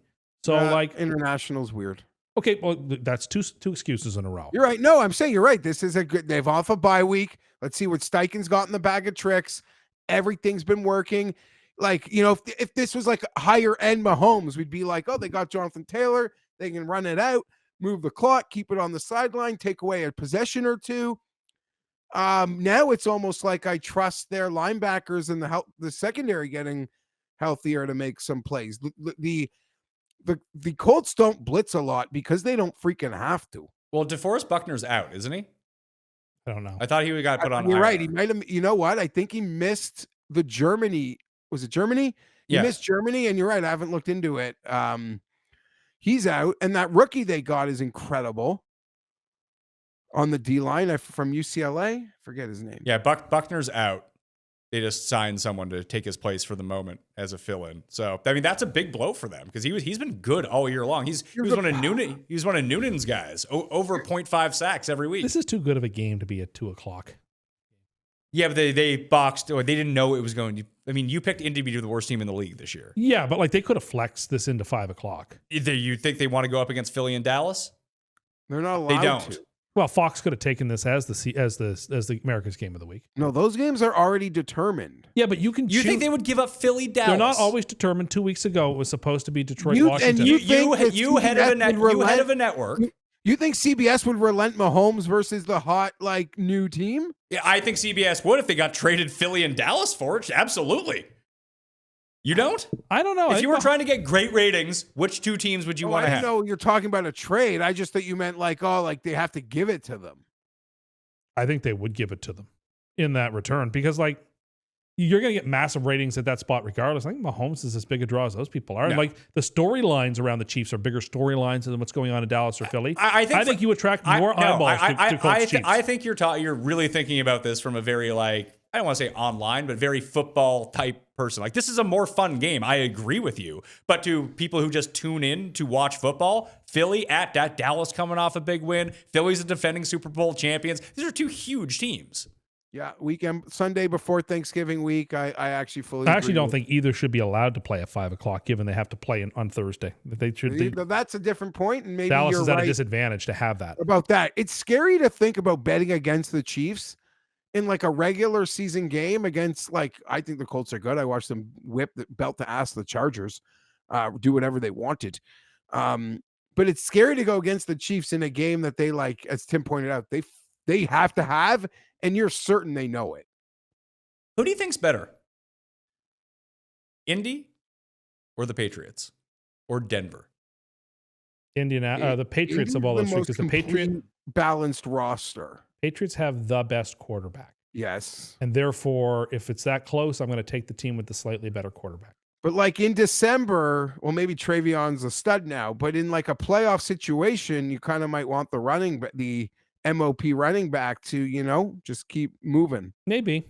Or you just take the team with by far the best defense. If I'm the Bills, I'd be scared shitless of playing the Colts. Yeah, the Colts seem like the weird. I know the Patriots already beat them, but the Colts do seem like a really bad matchup for the Bills. I don't know. The Patriots seem like a team where they're building towards something special. But I'm not talking about. And the Colts seem like a team that the floor is going to fall from underneath of them this season at some point. I don't get that feeling about the Patriots. Yeah, but the Patriots feel like they're going to have year one of something special where I don't. I'm talking about this year. Yeah, this year. I expect them to go deeper than any of those teams. Honestly, I do. And it frustrates me because they have the quarterback. They're going to have, they have a real home field. Anyway. I'd like to know. It's crazy enough, but with that Denver O-line, I know it's fun. To Pat's point, when Denver's in 3rd and 8 in a big moment, I still like don't think they're dead, even though I think their quarterback might suck because he sometimes just makes these magical throws. What is the success rate recently of rookie quarterbacks in the playoffs? Like, who was the last rookie quarterback to be good in the playoffs? Jaden last year. Jaden Daniels won 2 games. Stroud, I think, might have won. Oh, no, Stroud I think did they win. lost to Baltimore. No. Stroud did beat the Browns in his first playoff game. Against Flacco, yeah. But Daniel Jones wasn't a rookie when he won his first playoff game. I don't think he was a rookie. Daniel Jones? Yeah, when the Giants beat the Vikings. Was he 2 years in? It's just historically you don't see it all that often. No, it's not. Rookies go into the playoff and like, oh, we're like, it's different. It is different. Like, I could see the Patriots succumbing to the same fate as the Broncos last year, where on the first drive, May hits his 70-yard touchdown over the top, and then it's just like, oh. And I think this year's Patriots are better than last year's Broncos, but I can see that happens. Yeah, maybe. I don't know. And Washington wasn't home. Not gonna Broncos lie. were in Buffalo. I have a really, really, really, really bad feeling about the fact that the Patriots are like. So you're getting ahead of the curve. I'm getting very anxious. Put it that way. I'm getting very anxious that my support of them may have worked too well. I may pay happy. I may pay a very steep price for the credit that I'm going to reap. I would imagine you don't even go on Patriots. I can't. Can I give Tim more credit? Sure. And there's something else. You before the year said the Raiders running back was like going to be hella overrated.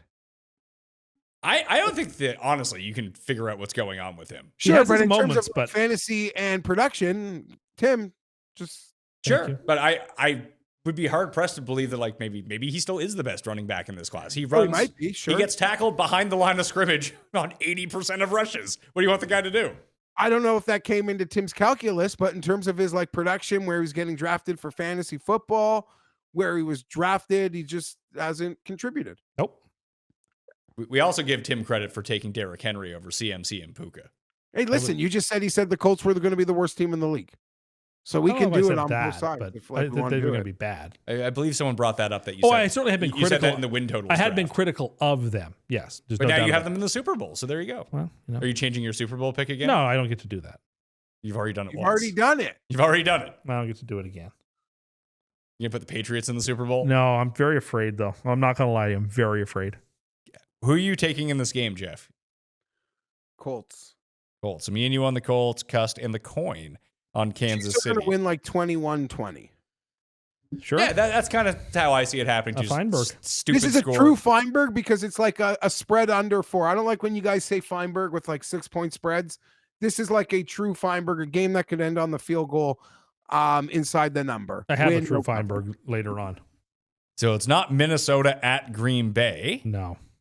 Probably no Josh Jacobs. Packers still favored by 6.5. 41 is the total. I like Minnesota in this game. So do I, actually. Interestingly enough. Minnesota's the anti-Atlanta.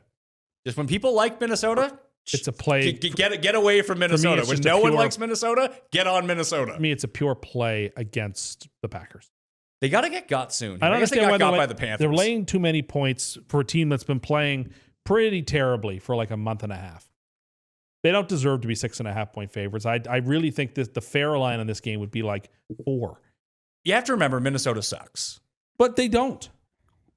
Like they're not great, but they're like mediocre. They're middle of the road. But like I'm not so sure the gap between the Packers and Vikings is that steep. It certainly isn't a touchdown's worth. And so I'm going to take the Vikings here. I think it'll be a very close, ugly, uninteresting 17-14 game. Maybe Green Bay wins. Probably do win, but I don't think that I just can't justify Green Bay the way they've been playing recently. The way Love's been playing recently to say, oh yeah, they're going to go beat the Vikings by a touchdown or more. I just don't see it. I see this game exactly the same way as Tim, Geoff.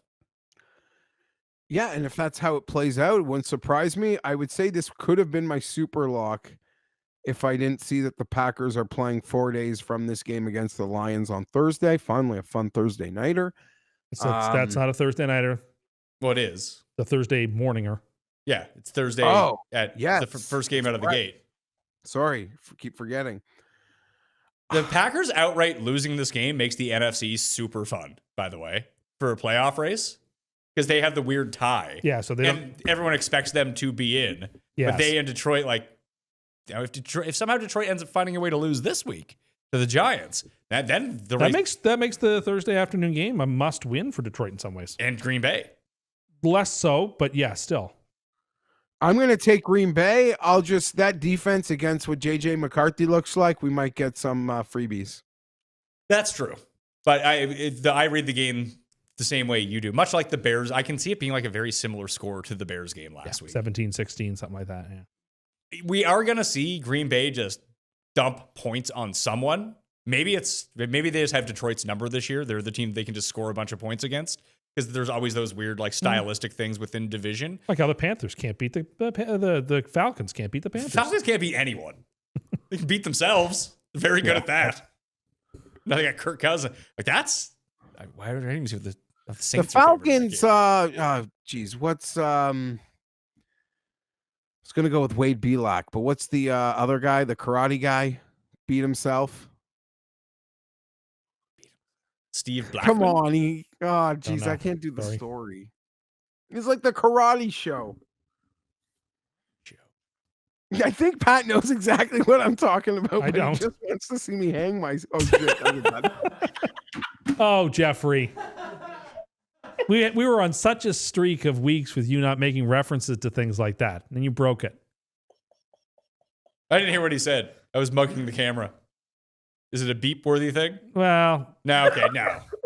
If you're giving it a well, then it's not a beep-worthy thing. I'll tell you on the break what he said. Oh, I'll edit the show. I'll hear it afterwards. Oh, I know what it is. We've gone so many weeks without him talking about this, and then all of a sudden it comes back.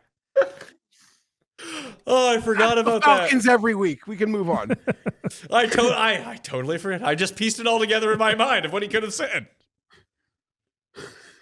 Oh my. What's funny is I said it because I thought you were actually yeah. Okay. No, I had totally forgotten about that. Now I just remembered it. That's when Geoff told people around the office that, don't worry about Pat. He likes dark humor. Which is true. I do. You do. I'm a big fan of dark humor. Jets in Baltimore. Okay.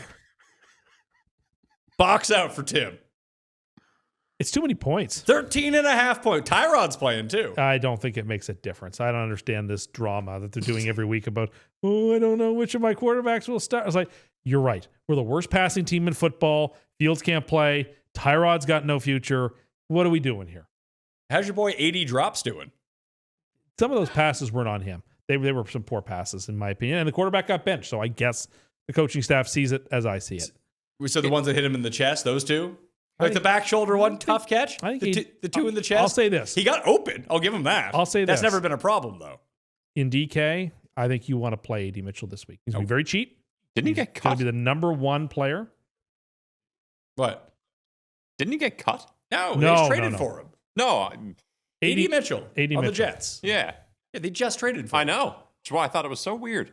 No, that did not I happen. really hope he got cut. I would have heard about it already from multiple people had this happened. That's true. There's no way this would have been outside of my my aegis. Oh, I left the gym today and I saw this guy and I thought it was Kenny Kim with gigantism, but it wasn't. He was I thought that was Kenny Kim in your picture for the golf show you did with Keith. No, that's Odd Job. That's Odd Job.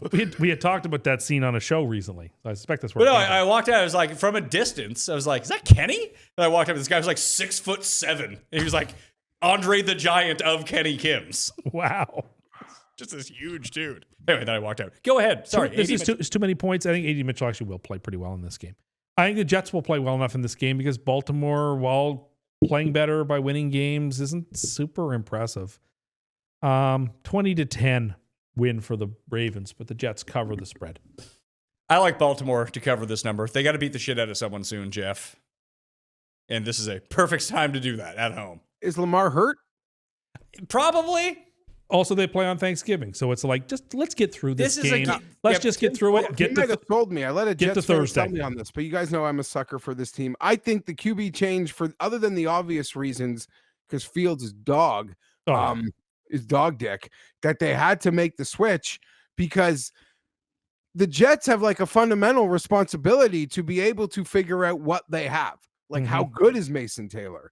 Maybe there is like a future, number 3 wide receiver on this roster. They can't figure anything out with Justin Fields at quarterback. It's true. So you have to get, even though he's like a mid-low end backup, you have to get someone in there who can like at least run an offense. Distribute the ball, give people a chance to make some plays in open space. Yeah, I agree. I think this is more of a product of, I think that the Ravens can just jam the ball down their throats enough to score points. I don't know if the Jets are going to score. I was going to say they're going to get shut out, but the Ravens defense is very good. Even last week, the Ravens defense was awesome. Well, that's why I said 20-10. I don't know if unless the Jets D scores, I don't know if they're getting a 10.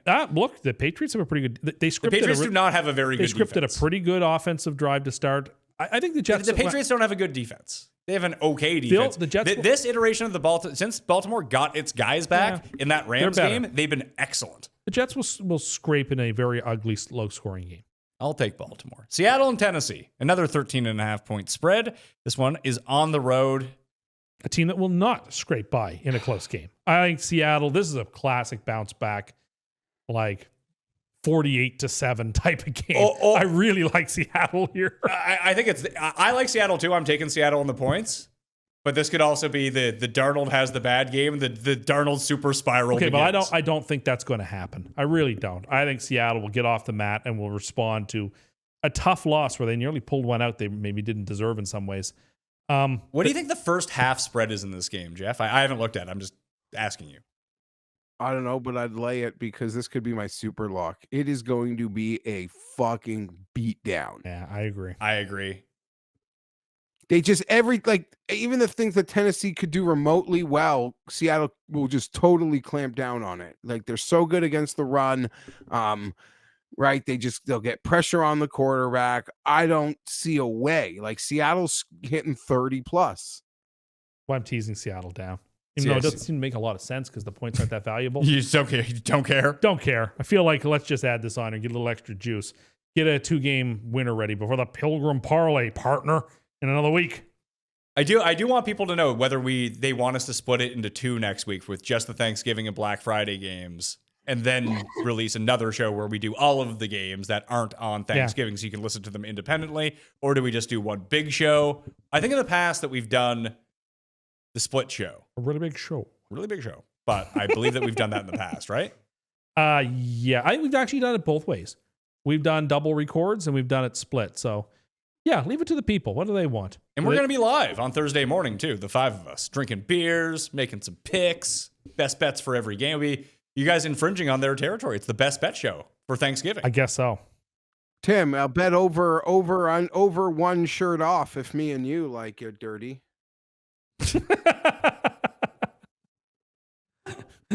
First half spread. Seahawks. Okay, so the spread for the game. Wait, that can't be right. Oh, no, I'm looking at alt lines. Like the spread for the game is 33.5. That's a lot. Let's see here. What's like the closest to even? 7.5 is even money for the Seahawks. Minus 7.5. Over that. I think I would rather lay that. Not that I think that like Tennessee's an immaculate backdoor team, but I mean, what's a first quarter spread? You can go Seahawks minus 10.5 first quarter, 8-1. That might be the bet. It just feels like the Seahawks come out and score 21 points right away. Yeah. And then we'll see what happens. They do that. They did it in 2 of the last 3 games. I'm going to write that one down. 8-1 minus 10.5. Giants at Detroit. Looks like we're getting Jameis again. Same exact logic applies to this game as last game. Oh, I don't know. In my opinion. Now we got some but Jameis can... Jameis at home. Detroit, Detroit at home with Jameis indoors throwing. The Lions defense will score. If you gave me the over-under of touchdowns from the Lions and it was like 1.5, I might take the over. This game is going to be like 55-17. But would you not like... The Lions have a huge game in 4 days also. Maybe you look at it like Dan the Ravens. Campbell's not that kind of guy. I think Dan Campbell, after this loss, needs to get that team back and up and running and firing and confident for that matchup against the Packers. So I actually think they really need to be in the right mental state. So I think it's all hands on deck. The Lions are also on the teaser. And I think the Lions are going to, for the same reasons, similarly I thought with Seattle, I think the Lions are going to just eat New York for breakfast at home. I agree. I don't even have to like say anymore. They're just gonna I'm not worried about the Jameis backdoor. It is the only way I could lose this, though. Agreed. I don't mind the Giants. The Giants have been covering some of these bigger spreads. I get this is in Detroit, but the Lions secondary is bad. They are. Are they getting guys back? Because it seems like a few guys, the injury report for them last week was pretty gnarly. I would guess that all the guys that they're expected to get back, they get back on Thanksgiving. Maybe.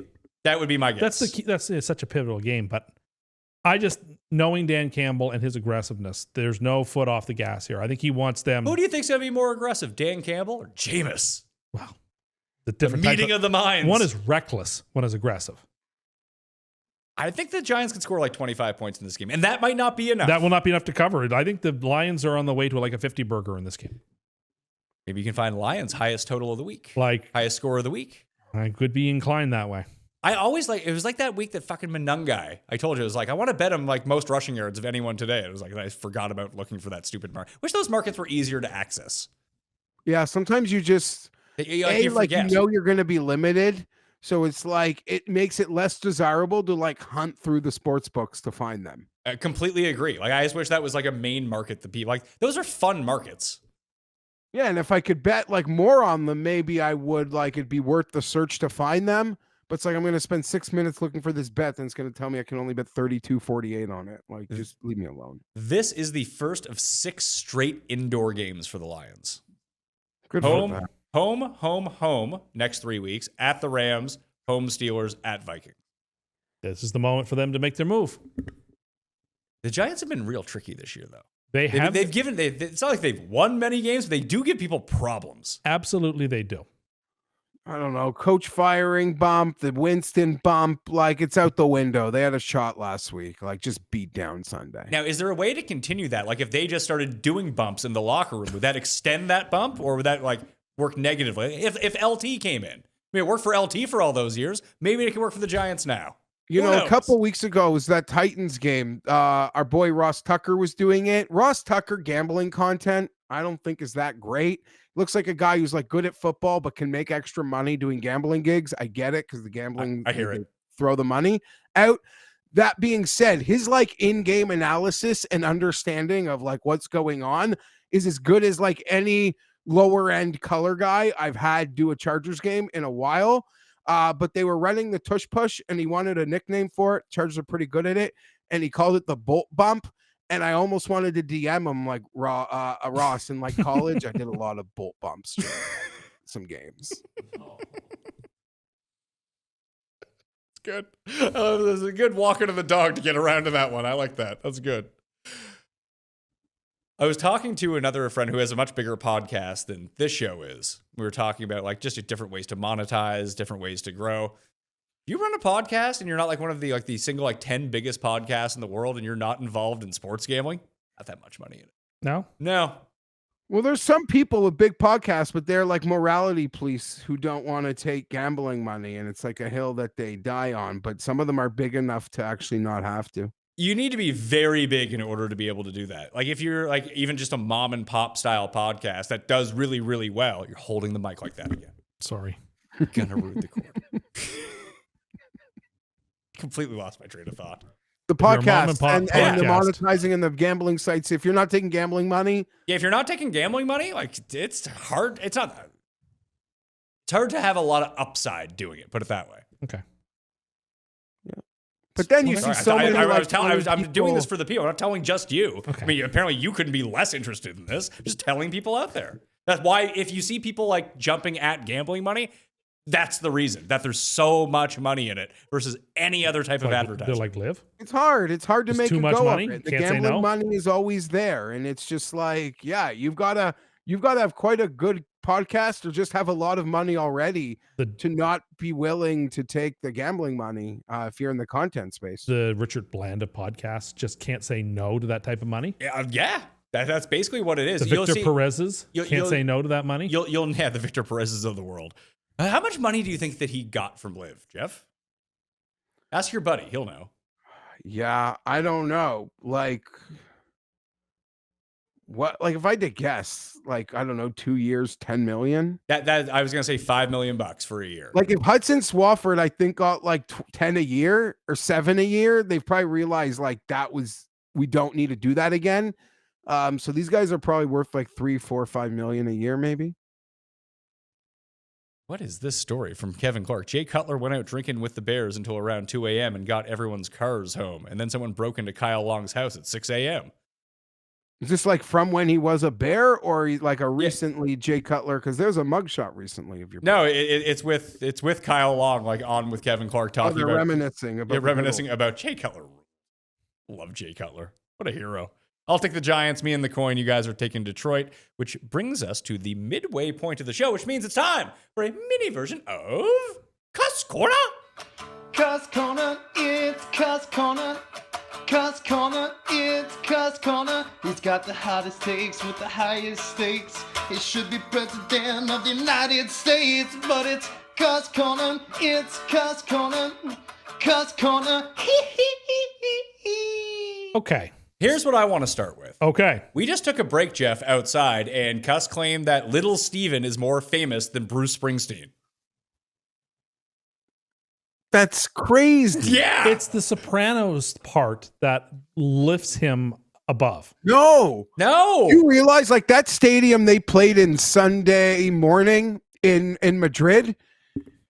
They show like Bruce Springsteen sells that place out. Like, I'm sorry. It's Like, not you're even wrong. close. The Sopranos is incredible, but it's not enough to tilt this. Not even close, actually. Like, if you would rank, like, Bruce Springsteen is like an A-level star still. Little Steven's like a guy that was in a TV show and He knows did the Bruce Super Springsteen. Bowl. Yes, Do you he know did. what tier you need to actually be? Look, I'm not saying that Bruce Springsteen isn't famous. He's incredibly famous. I just think he was with the E Street Band all of those years, so he's like around the same level. I would say that most people can't name anyone in the E Street Band. They can name Clarence. They can name Can they? Little 'Cause I Steve- can't. Can you, Geoff? Yeah, Clarence would have been the one. Clarence and Stevie, that's it. And then I know Patty because that's his wife.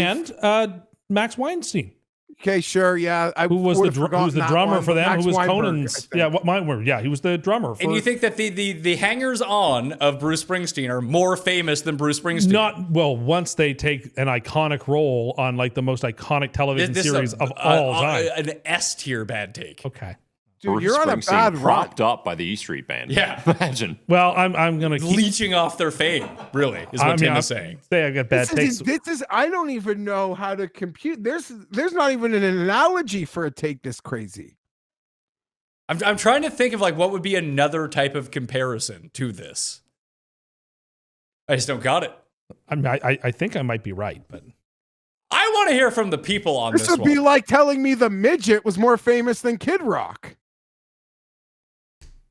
Joe C. Joe C. Joe C. That's a joke. Yeah, that's Like, yeah. no. or like one of the Howard Stern guys was more famous than Howard Stern. Yeah, that exactly. It'd be like saying Beetlejuice is more famous than Howard Stern. or Hardy Lang was because he was in Old School. Yeah, but Artie Lang is not, obviously. Artie wasn't in Old School. Yeah, he was. He has like one line in Old School. Oh, yes. Him and Matt Walsh. Is it Matt Walsh? There's the Matt Walsh conservative commentator, but I believe Matt Walsh is also the guy from Veep. The guy who was the I press knew a secretary. guy in Dirty Work because that was filmed here. Dirty Work is great, It's by the way. funny. People One of don't- like the mobsters when they walk into the house that smells all like with all the dead fish. People do not bring up Dirty Work as like one of those vintage like comedies that you need to watch, but it very much is. It's the role models of its day. Role Model is another one that just gets lost to time. Is like one of the funniest of all. Yeah, those because movies. it's even got what's his name, Chris Farley and the famous Don Rickles. It's such a good movie. It's got Shooter McGavin in it. It does.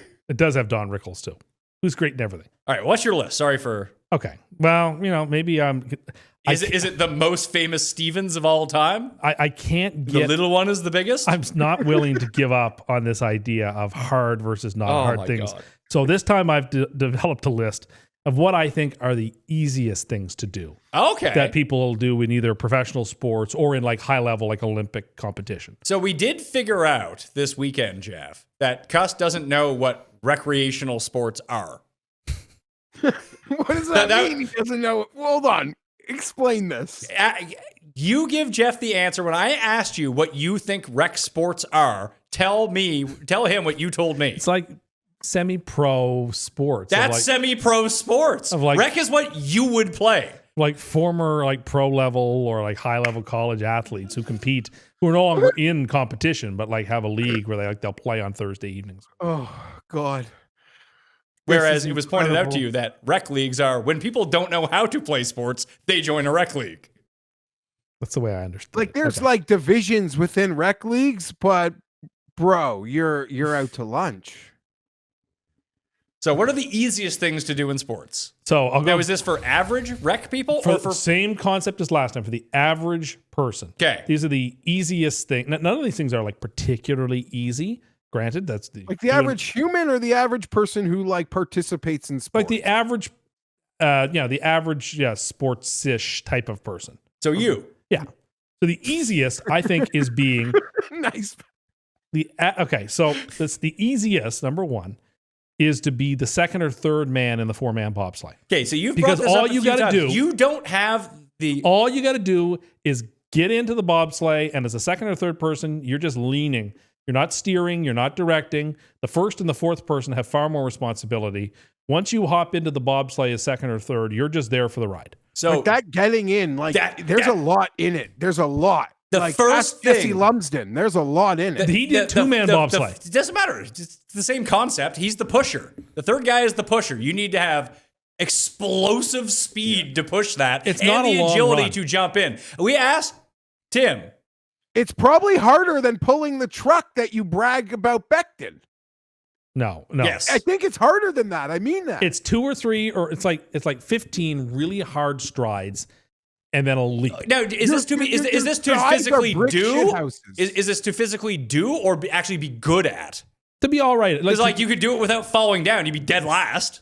to just be able to do it and be halfway decent at it. It's the easiest thing. Now, Jared, you were in the room when we were discussing this on Sunday about the Yeah. bobsled. Yep. That we all kind of agreed that Cust would not be able to jump into the bobsled. And then he said he could jump into a convertible, which sounded even harder. He said that would be easier. You also gave him the option to jump over a stationary object, which he did not take. He you did up not on. take us up on that. No. We even moved the camera for him to do it. Tim, me and you wouldn't even fit in the bobsled.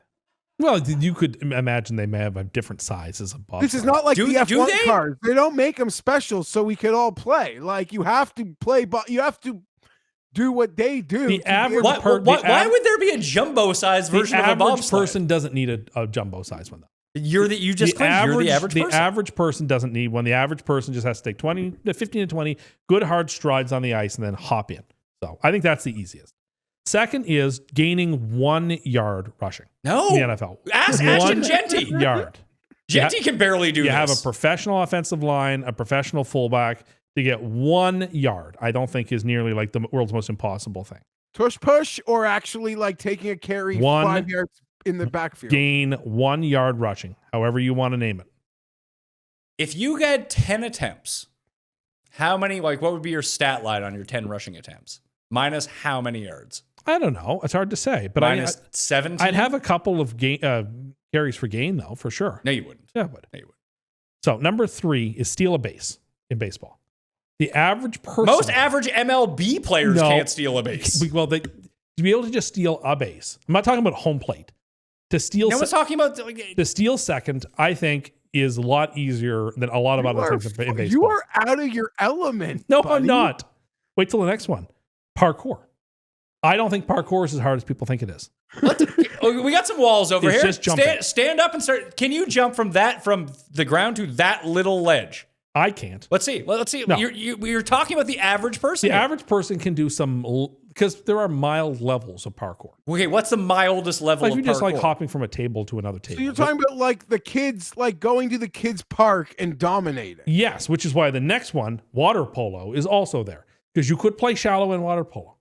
That's not water polo. You don't have to play deep end water polo. Then it's not water polo. Well, it water is. polo is treading water and swimming the entire play in the time, shallow and end. then doing the water polo part. You could play in the shallow end. So what you're saying is that water polo for you is tossing a volleyball back and forth while standing in the shallow. You can run around. That's in the your wa- version no, of no. But of I'm just water saying polo? you could do it that way.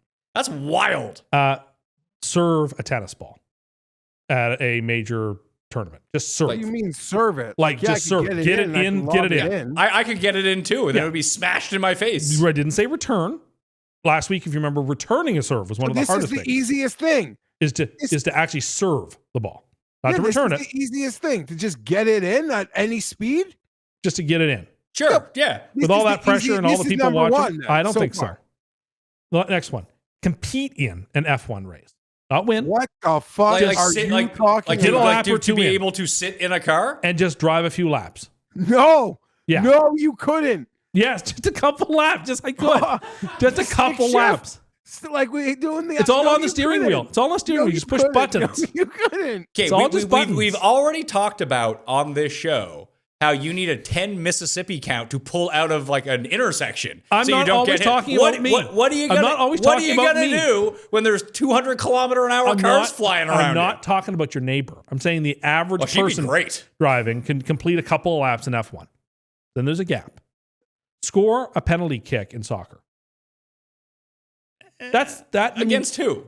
against an average competitive goaltender. Like a professional goaltender? Sure, or a college there's a goaltender. better chance of that than competing well at the bobsled or doing what you just said. I don't agree. It's a huge net. Yeah, but I'm confused about this list. Here's my confusion on it. Is it to do this like somewhat successfully? Yes. So like, Because- I have a question. Like, I don't want to spoil something, but like a free throw or a wide open layup, They're on the list. throwing a dart. No, I don't have that on the list. Well, that's what do you mean? But yeah, the next one is, well, actually, the next one is just half pipe snowboarding in general. Any ski hill you go to, there's a half pipe, and people are doing the half pipe. So what do you just mean like doing it and getting halfway up and letting it take you down and go to Yeah, the other exactly. side? You don't have to do it at the super high level. You're but just not like, even like attempting any sort of. You could do like a little tiny jump where you grab a board or something. But yeah, Okay, half- that's easy. Yeah. yeah, that easy. Exactly. Then it was hit a foul shot, Hit a what? like successfully hit a free throw Okay. in an NBA Yeah. game. Then I have compete in Olympic sailing or like that sail GP stuff. Sail Just Jeep. being on the boat. Whoa. That's like, Just being on the boat. like you get to be strapped in on the boat so you don't fall off, or do you actually have to do something? Well, you have I don't to. think you're staying You on don't that boat, gotta pal. take care of any ropes. Like, you don't actually have to do anything. only thing you have- You don't have to move and get the rope. You know, you maybe have to pull the jib or whatever, or help move things Oh, around. No. But it's mostly, you know, as Wrong. long as you're not like the main person in charge of the sailing, I think sailing competitively.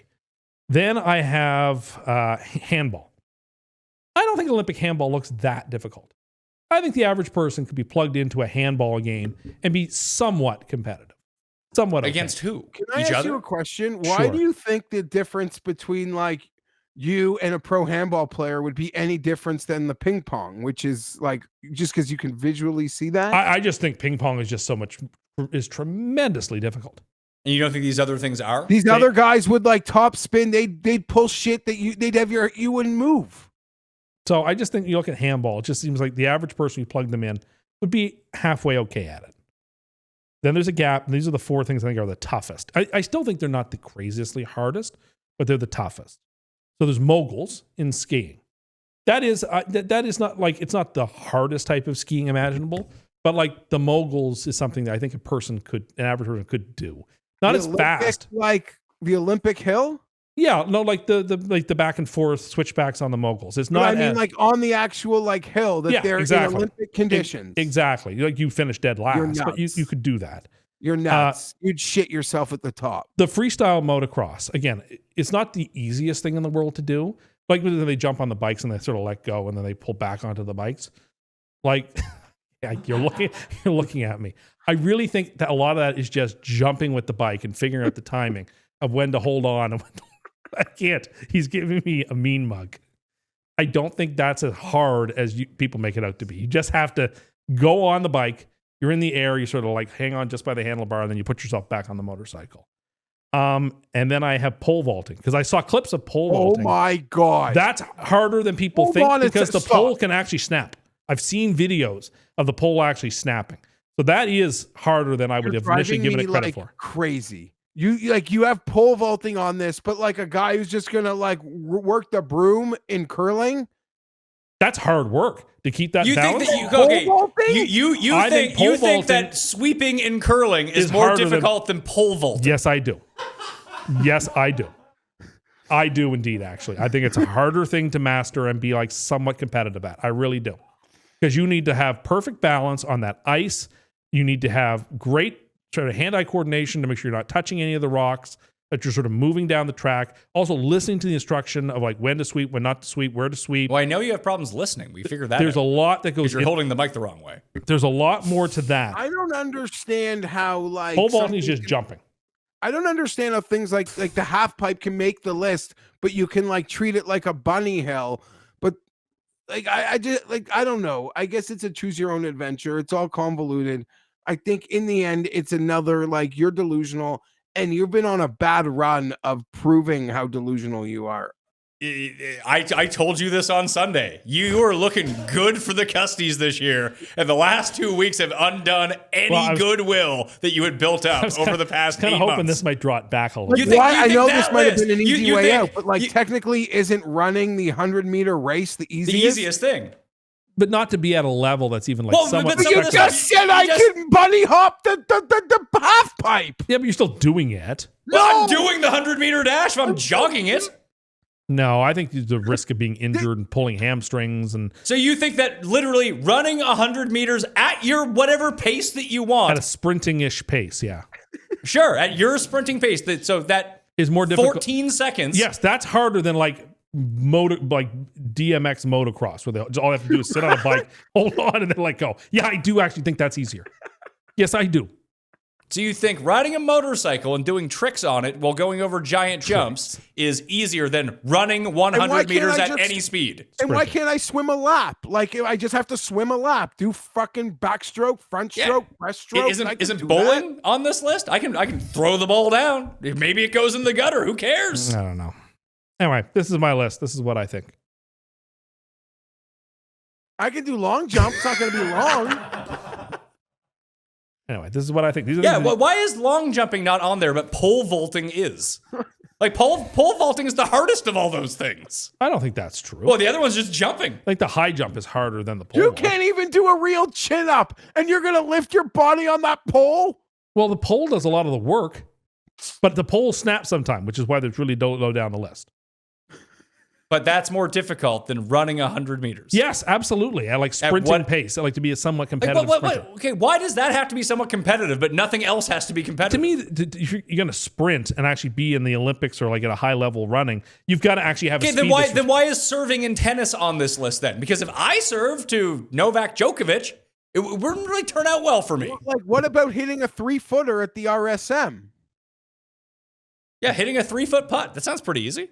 Yeah. Compared to even a 10-foot putt is like, I'm not going to make, like, I'll make one of them if you give me 10 tries. I just don't think those are as hard. I think those are harder. You think pole vaulting is easier than making a 10-foot putt in golf for the average person? At like Augusta? Yeah, probably. Well, now it's Augusta. Yeah, so why is the putting at Augusta, but everything else is at an Olympic level? Well, I mean, you got to be somewhat judicious. Why? It doesn't seem like you were at all. Like, so to go back to your bobsledding point, which is the easiest thing that you said. I do think so. That can be done. So now we have to do that at an Olympic level, basically, to be competitive. Like, I could golf the day after a PGA event in tournament conditions. They let media do it. Doesn't mean I'm going to play well, but I can hit it 80 yards out of the rough. Okay.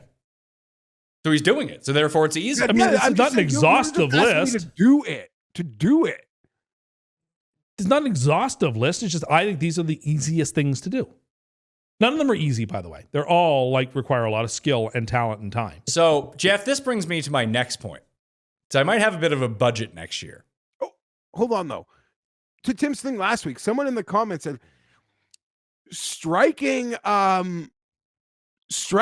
a big leaguer would be harder than like anything. Yeah, that's actually true. You have a much more difficult time striking out a big league hitter than actually getting a hit in the MLB. In terms of like what's actually difficult to do. Maybe. For me, it would be because I'm so afraid of being hit by a comebacker. Or being able to throw it 66 feet. They would hit it 450 feet on off us. Oh, almost certainly. Well, I don't know if my ball's getting to the plate. Meaning, yeah, I guess. I don't know if I'm taking the rubber. I don't know. So that would be difficult. But I have this budget. So, Geoff, what I was thinking about doing was if I could work it out, that we can all, before the Winter Olympics, we can go do all the Winter Olympic sports just to see how easy they all are. You know, in theory, this does sound good. We can fly out to Calgary. They have all the facilities there. We can see Tim do the 2-man luge, which is so easy, or bobsledding, which is so easy. And we can film it. It'll be great. I don't know why, but something's like come in my algo recently, which was like people like in like from the same offices, like just regular life, having races, and people just like blowing out their knees or something. Yeah. Mm-hmm. There's why sprinting is I'm hard. afraid, like I'm not afraid. Like I want the competition, but I can't go down. And my knee that wasn't reconstructed is actually feeling worse than my reconstructed knee, where I almost think I should go and get something looked at in there and do something minor before something major happens. And well, instead of trying to rehab it and getting into shape by sprinting, you should just choose pole vaulting instead because it's much easier. I mean, it's really down the list of hard, easy things. isn't there like a speed walking thing in the? Yeah, we're That seems like an extremely difficult thing to do. To pole speed walk vaulting? at a speed walking pace. Why does it have to be at a speed walking? If the sprinting and why do all the track sports have to be at an Olympic level yet nothing else does? I just seem like that's the right way to evaluate them. It's a great. But why point. does does nothing else get evaluated that way? Well, some of them do. Why doesn't pole vaulting? Well, that's an Olympic track Yeah, event. but you're saying that average people can do that. Do you think people can get up on the pole vault? You just jam the Yeah, pole. that's what you do. Do And you you think you just could get use it as leverage to get over the bar. And you think people will be successful doing that at a high level At a relatively versus being able to run in 100 meters straight? yeah, compared to like throwing a discus or something. Yeah, I do. Throwing a discus would be way easier I than a think pole I'd vault. be so dizzy trying to throw that thing. I'm shocked you're not afraid to fall backwards on the pole vault. Yeah, That that's could happen. sounds like That's a hell. risk. But like, I'm a little more brazen than Pat. For example, we talked about on Sunday, he'd be too afraid to jump out of a plane and skydive. I wouldn't be. not doing it.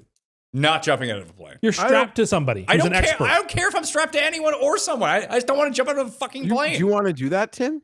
I would if a group of people This would no. I. if a this is group what of we us should were pay doing for it, for content. if a group of us were doing it, I wouldn't want to go by myself. But if like 3 or 4 of our friends or whatever wanted to do skydiving, I would you participate. didn't like roller coasters, No, I don't like roller coasters. but you Scare me. want to jump out of a plane? Because it's not. I would have supreme trust in the person I'm tethered to, who has every incentive to make sure this works out okay, to pull that chute at the right time and make sure we land okay. I think it would be exhilarating. Would you do the CN Tower edge walk? No, I would do that. no, that would scare me Would too you? much. It's the jumping out of the plane part that I really don't like. It's the They have to find one of us in the wreckage, brother. What about like cliff jumping into like water?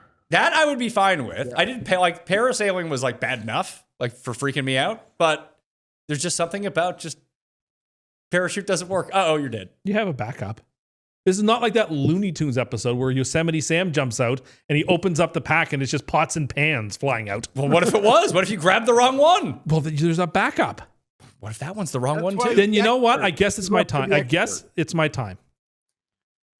I forget who the person responded to was with it. It was during COVID. People were like, fuck COVID. Like, only 2% of people are dying. It's basically the same as jumping out of a plane. It's like, I don't think they would let people jump out of a plane if 2% of people were dying from it. No, if it was 1/20%, I don't think they'd allow it. That's my limit. I'm not skydiving. My wife wants to go skydiving. I'm just like, nah, you can go do it. Do it without me. You can go with her. You guys can jump together. Yeah. If I wasn't by myself, Well, just if I was with one other, at least one, if I was with at least one other person, would you do a roller coaster by yourself? no. What if we got you on the drop zone at Canada's That Wonderland? happened once. I was so afraid. Well, it's terrifying. It was terrifying, but I did it. But you did it.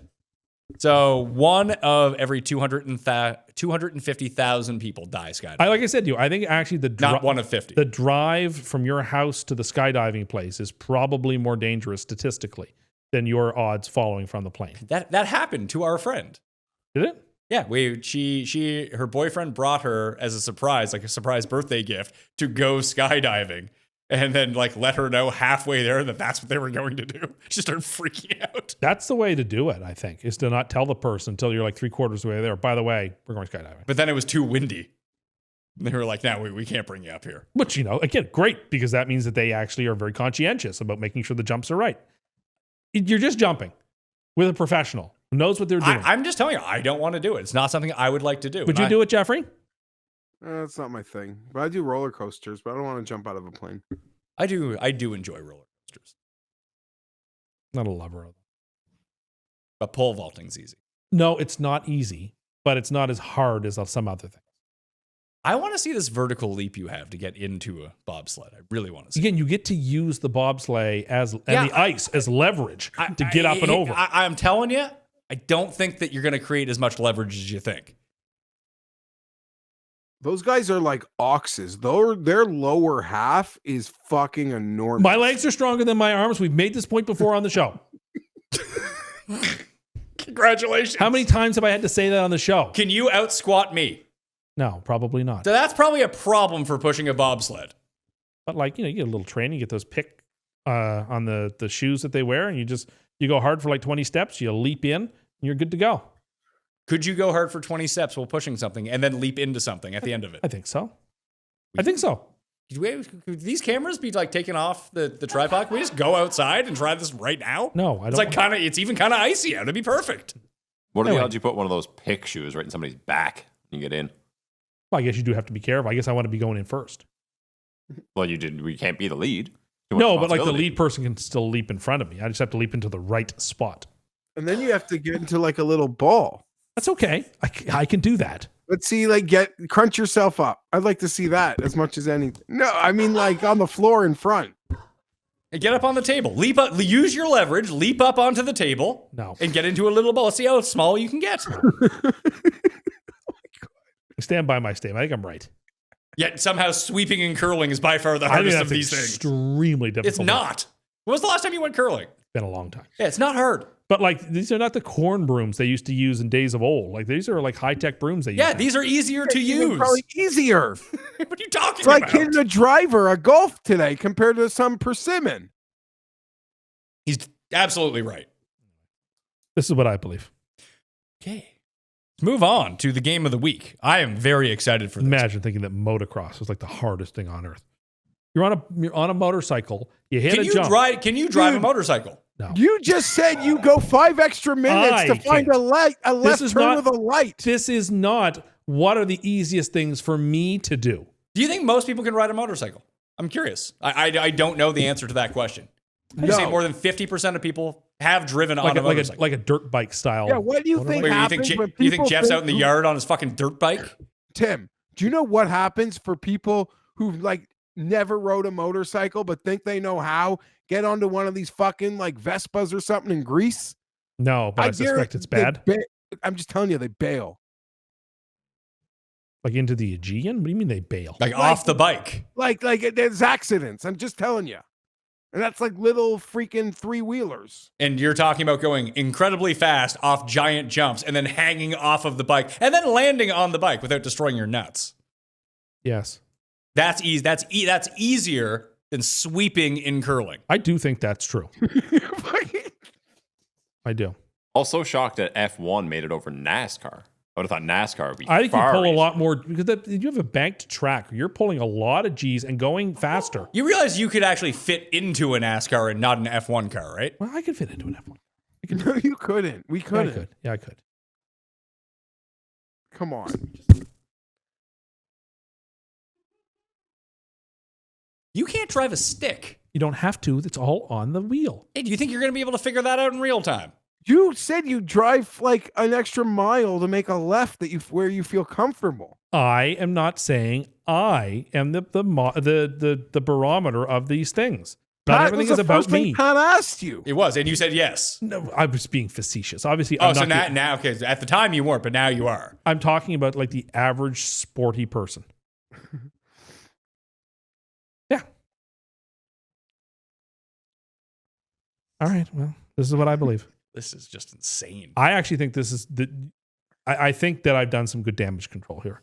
I really do. You think things are gravitating back towards you now? I do actually. Jeff just had to sit there and nod. I've known you well enough to think you're never like engagement baiting us, but these last 2 weeks, I think you might be. I'm trying to save myself. I think you should do more of it, honestly.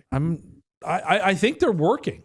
Like people see this and they go, you know what? Actually, these aren't quite as hard as he says they are. Or last week they'll be like, yeah, actually that's really difficult. I'm glad he mentioned that. I couldn't do that. I'm giving. That's what you took away from people's commentary from your list last week was like, oh yeah, Tim was really right about what he said. Yeah. Not sounding insane. Yes, it was. I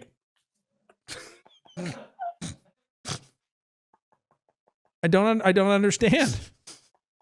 You really think it's easy to hit major league pitching? Okay, I guess then I'm the odd man out, as they say. Nope, easier than trying to triple axle though. Triple axle, extremely difficult. Yeah. That's why it's on the list. You had it below hitting a baseball. I think it's harder to hit major league pitching. Then do a triple axle. I do actually. That's why it was ranked there. Jared, what do you think? That's how lists work. List is all over the shop. It's the serve in tennis. That's like being like, can you skate? Like like Geoff said, can you throw a dart? Like, a bit kooky. But also you don't have to do that at a professional level. You just have to be able to get it in, whereas everything else is judged at a professional level. Yeah, I mean, breakaway in hockey. Yeah, easy. Yeah, it's like scoring on a penalty shot in Why hockey. would you just say like saving a shot then with all the there you go. equipment? Wouldn't that be the easiest? No, it's not the easiest. No, but you could like you'd run it. You'd put your body in front of like a couple. I guess. Yeah, I suppose I could make the list somewhere. I want to get back to the games. I want to talk about the game of the week. Cleveland and I think this was a very good week for me. I think this worked out well. I really do. I really think that this is why I made another list. I was like, Dude, people are that would be like Biden walking off that debate stage thinking, all right, that went great. He's not wrong. Not wrong. I think you're being unkind. I think you're being unkind to sanity with this list. Oh, yeah. The voters will have their say to see whether that's right or not. These two lists are going to be like big winners at the Custies this year. No, they won't. If anything, this little Stevie take, which I stand by, is more offside than this. A guy who was on the most famous television show. Why would you bring that back up? He's on the most So famous Little television Steven, more show. famous than Bruce Springsteen. You're standing by this take. He's on the let me explain though. He's on the most famous prestige television show of all time in an iconic role and a part of the band that Bruce Springsteen is in. And had his underground garage on everybody's radio too for a long time. Is Edie Falco more famous than Bruce Springsteen? No, she's not. Because she's more famous from that show than Little Steven is. But you take his fame from the E Street Band with Bruce. You mean Bruce Springsteen's fame? Bruce if you take Springsteen Bruce and Springsteen's the E fame Street and add Band, more fame to Bruce Springsteen. You add that and Little Steven's performance in The Sopranos, and I say to you that there's a case to be made. He may be the most famous person on that stage. No. I really do. No. It's not even fucking close. Okay. How many fucking L's can you take? I mean, I'm sorry. I mean, this is what I think. I think I'm right. You're not. That is incorrect.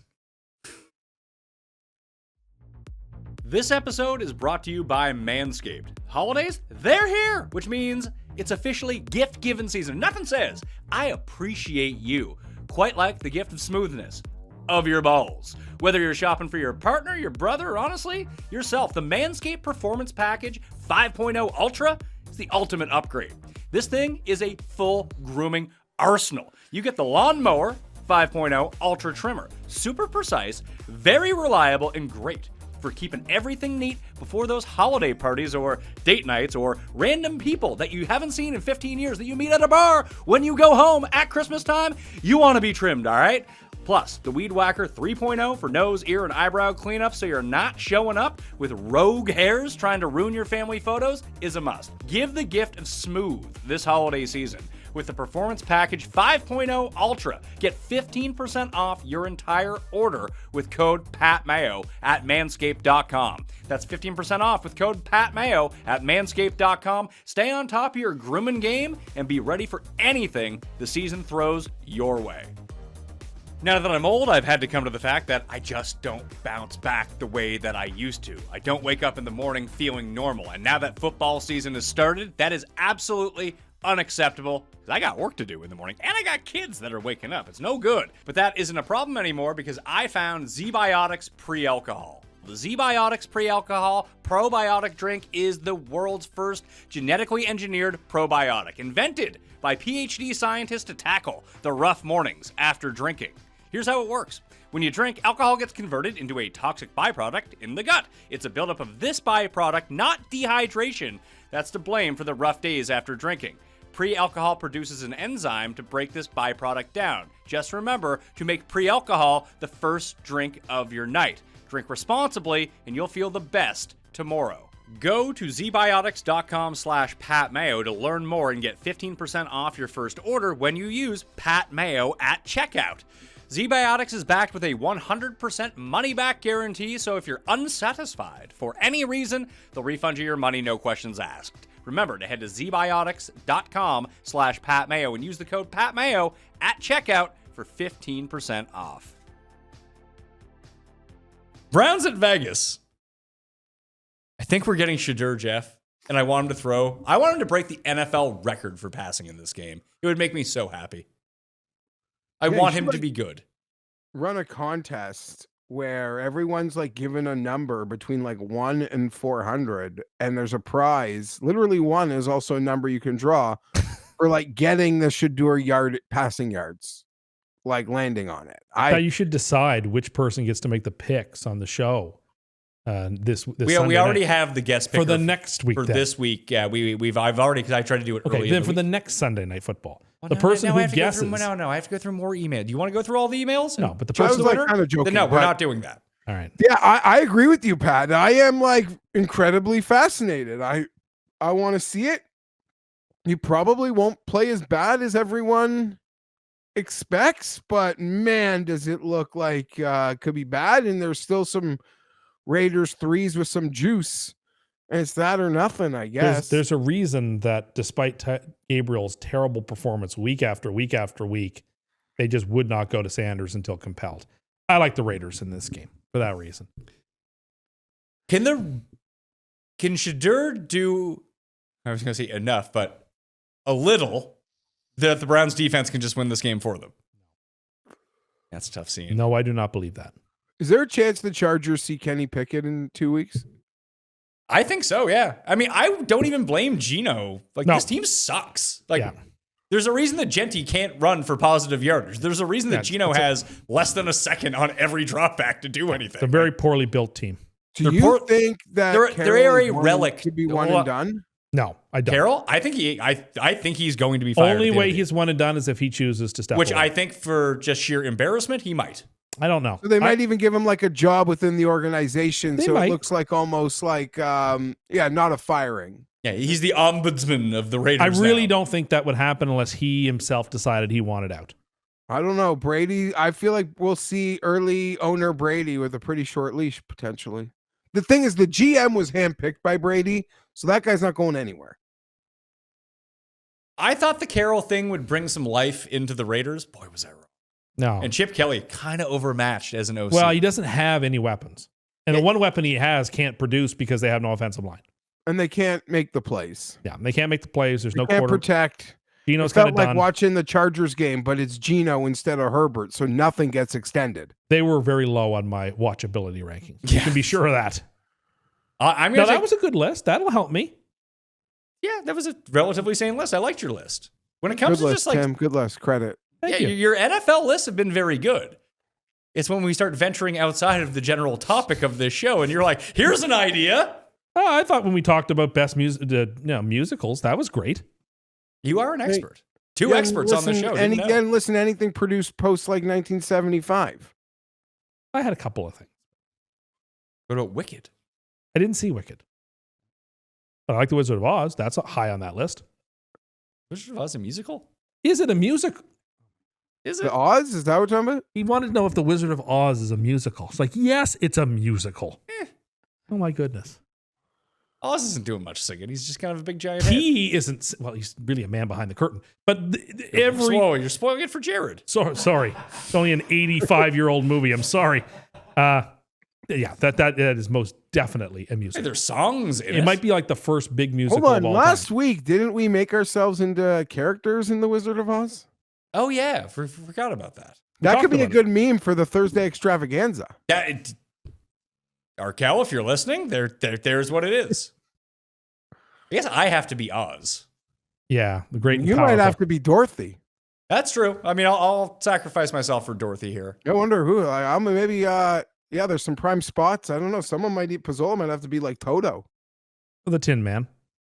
We can just make, instead of just having, his name is the Tin Man. Yeah, the Tin Man. That. Tin Man. Tin Man. That's You how can make me a munchkin. Well, we don't need, we have enough people here to. You could be the mayor of Munchkin Land? Yeah, sure. Tim's got to be, or Jeff's got to be the clock from Wizard of Oz. Yeah.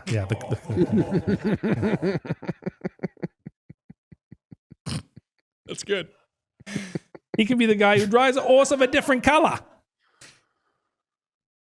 Cleveland hasn't covered a game on the road this season. Yeah, I really don't want to waste much time on this. This is that bottom screen TV. We're not going to look much No, at. this is the late set. This is going to be like primo vision here. I am excited to watch Shedeur, and I hope he's Agreed. good. Oh, How can you not? And I want to see all the weirdos that were like very pro Shedeur last week get to take their victory lap. I'll be very excited. Okay. I am not, I'll say this. I am not rooting against Shedeur having a great game. I'll be honest. I don't think there's anything that wouldn't be good for content. If he's horrible, there'll be content. If he's incredible, content. If he is like totally mid, content. And like the direction we can go from there. So I am, it's Fascination Game Ranks. It might be 1-1 this week. Which side are you taking? I have to just play the Raiders. Although Myles Garrett might, it seems like it's impossible for Geno to go like 2 straight dropbacks without getting fucking sacked or very close to a sack. True. I mean, Garrett had 3 sacks in the first half. I certainly would like Brown's Garrett defense could set a in fantasy. record next week or this week. What is the comp to Shedeur right now? Like anything in sports? Like, can you remember anything like this? Bronny James? I don't even know where to begin. No, Yeah, because Bronny. Yeah, no, Bronny. but it's No, that's not unfair. That's not fair because Bronny's like a legitimate, like, not good. Shedeur was a good college football player. Like Bronny wasn't. Like Shedeur is good. He's just not NFL good, it seems. Bronny's like on the team because he's LeBron's son. Like, I just can't remember this much like polarization about a guy who it took 2 guys getting traded and 2 injuries in order to play. I can't think of it either. I mean, it's like Tebow-esque, really. It is in a way, but I mean, Tebow was at least a first-round draft pick. Yeah, and like had flashes of success and skill. And won national championships in college. He was a better college quarterback than Shedeur ever was, too. Who is the best college quarterback? Is Tebow one of the best college quarterbacks of all time? Certainly up there. He's certainly as decorated as you can get with a national championship. Those teams were good, though.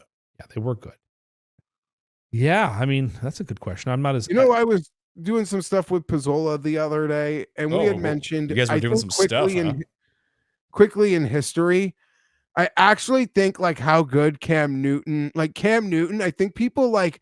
because of how his career ended and maybe now how he annoys people with his hats. I love his wardrobe. His year in Auburn I think was people one of like I think what he did is actually underrated. Like as in college, pros or both? Like just both. Like Cam Newton peak is almost as good as we have seen in our lifetime. Yeah, when Cam was good, Cam was in he his won the minus NFL He wouldn't MVP. jump on the ball, the fumble in the Super Bowl, which is like forever not a good look. It all kind of turned on him on that play. That was the inflection point. That was the Elvis shaking it was as good as Nixon's it got, hand and it was moment. all downhill from there for him. It was never good after that moment. But the high was dizzyingly high. And Obviously. I think, who was it in the conversation that had a great comment to say, Cam Newton is actually what like people remember Michael Vick as. Yeah, Michael Vick never had the highs that Cam Like the Newton respect that Michael Vick gets actually like should probably go to Cam Newton. I Yeah, agree. but you don't want to get on Michael Vick's bad side.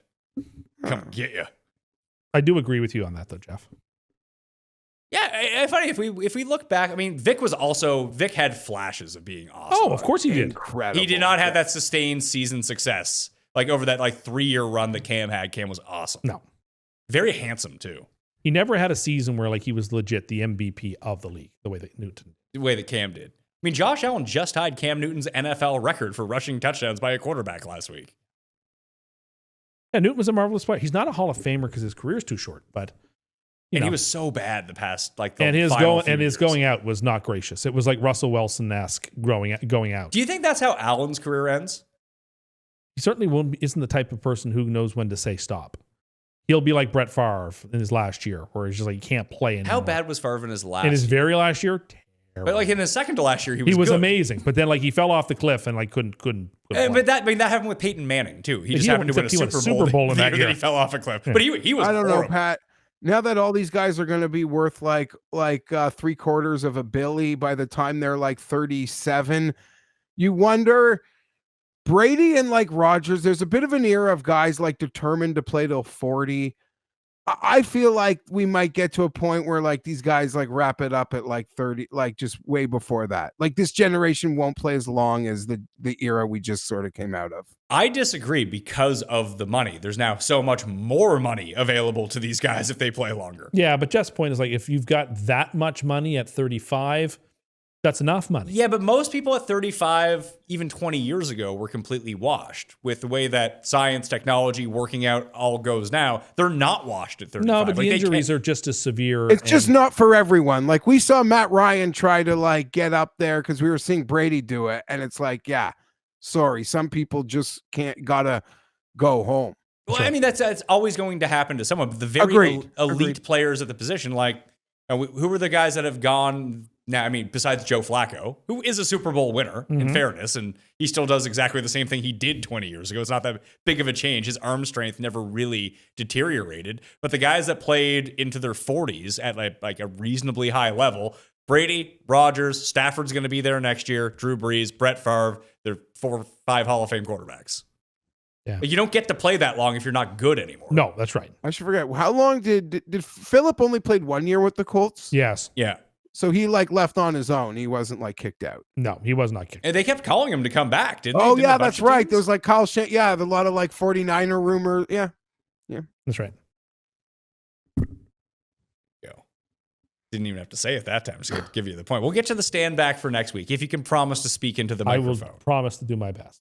This game is very fascinating. You're more interested than me. 9-3. I'm more interested in the next game. Jacksonville and Arizona. Someone pointed out to me that I may not have picked Jacksonville yet this season on the show. They are 2.5-point favorites in Arizona, and I will not take Jacksonville. I will take Arizona. Felt a game more Fienberg in my life than this game. Then Jacksonville wins, Arizona covers? Absolutely. So I am playing Arizona against the spread, and I think Jacksonville will win 30-29. That's a pretty good score. That's like the way they played against Oakland a couple of weeks ago is how I expect them to play this week. Playing way down to their competition. You give them a little bit of juice. People are like, oh, Jacksonville. I forgot that 2 weeks ago they blew that game against the Texans. They're like, oh, no, Jacksonville played great. They absolutely dominated a really good Charger team. No, can't trust them. Yeah, zag the other. Cannot trust them. Well, I think we went through this on... Give me the Cardinals. I don't remember if it was on the show or if we were just talking about it in the room. That Jacksonville, when having played, like, outside of that Rams game when they got absolutely torched, but even the Seahawks game, like, they kind of kept it a little bit close. They didn't cover in that game. They only lost by 8. They only gave 20 to the Seahawks. But, like, when they've played, like, reasonably good teams, they've been respectable. When they play bad teams, they're just really bad. Oh, yeah. They're kind of like the extreme version of what the Bills do. To a degree. Jacksonville is foolish. And, yeah, I don't trust them here at all. So, Arizona for Tim and I, Geoff. Probably no Murray. It was just a incredibly humbling watch. They just beat the fucking tar out of the Chargers. The Chargers have been banged up. They've been playing a lot of ball. And I thought maybe they'd be limping into the bye week. And I just wanted them to give everything they had left. And then we'll see how we fell. And it was just horrible. And what's been really weird about this Chargers team is like the losses feel like they've been like hyper lopsided. And some of the wins, like, yeah, they didn't cover the Titans, but, weird shit happened. Like if that was a 25-point victory, almost like the stats showed it could have been. So like, I don't know, like where are these like fun, close games? I miss them. Do you? Do you? I don't know. You're right. You know what? The end of the 1 o'clock slate was so crazy. It was actually, we got our ass kicked. I was just tracking it, but not watching, or like just moved it to the bottom row and enjoyed the 1 o'clock. But the NFL is so stupid. And I feel like we were all on the Chargers, so we're all idiots. Because it was just like such a fucking spot. Like one team looked great in prime time versus a team that gave up a lead to a backup. Like, oh my God, frothing. Should have been frothing. It was also the Jacksonville's Jags. a hard team to get a read on. Yeah, I it don't was have a clue here. It was also the Jags didn't look like great against the Titans the 2 weeks before that either. So. Yeah, or they took 5 quarters versus the Raiders. But I'm worried the Jags put a lot on. The Chargers aren't dependable and they have a lot of deficiencies, and the Jags put a lot on tape that a lot of the teams the Chargers are playing in the second half can exploit. So that's got me pretty concerned. Has anyone made himself more money this year than Jacoby Brissett? He's going to be around for another 5 years as a backup now. So he's like Chase Daniel now of this year. Yeah, but he's wildly playable.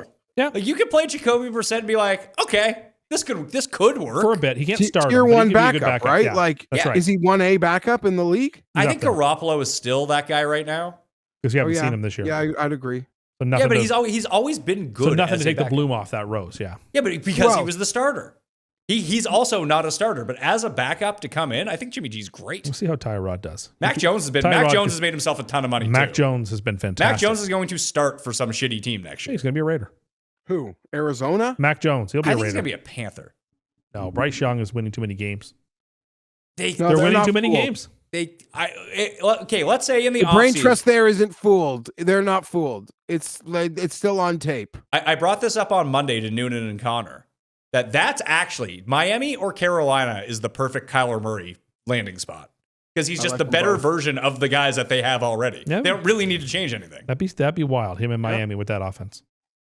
Well, they're not going to. They're cutting Tyreek. Yeah, but that's fine. You're both on different sides. No, we both have Arizona.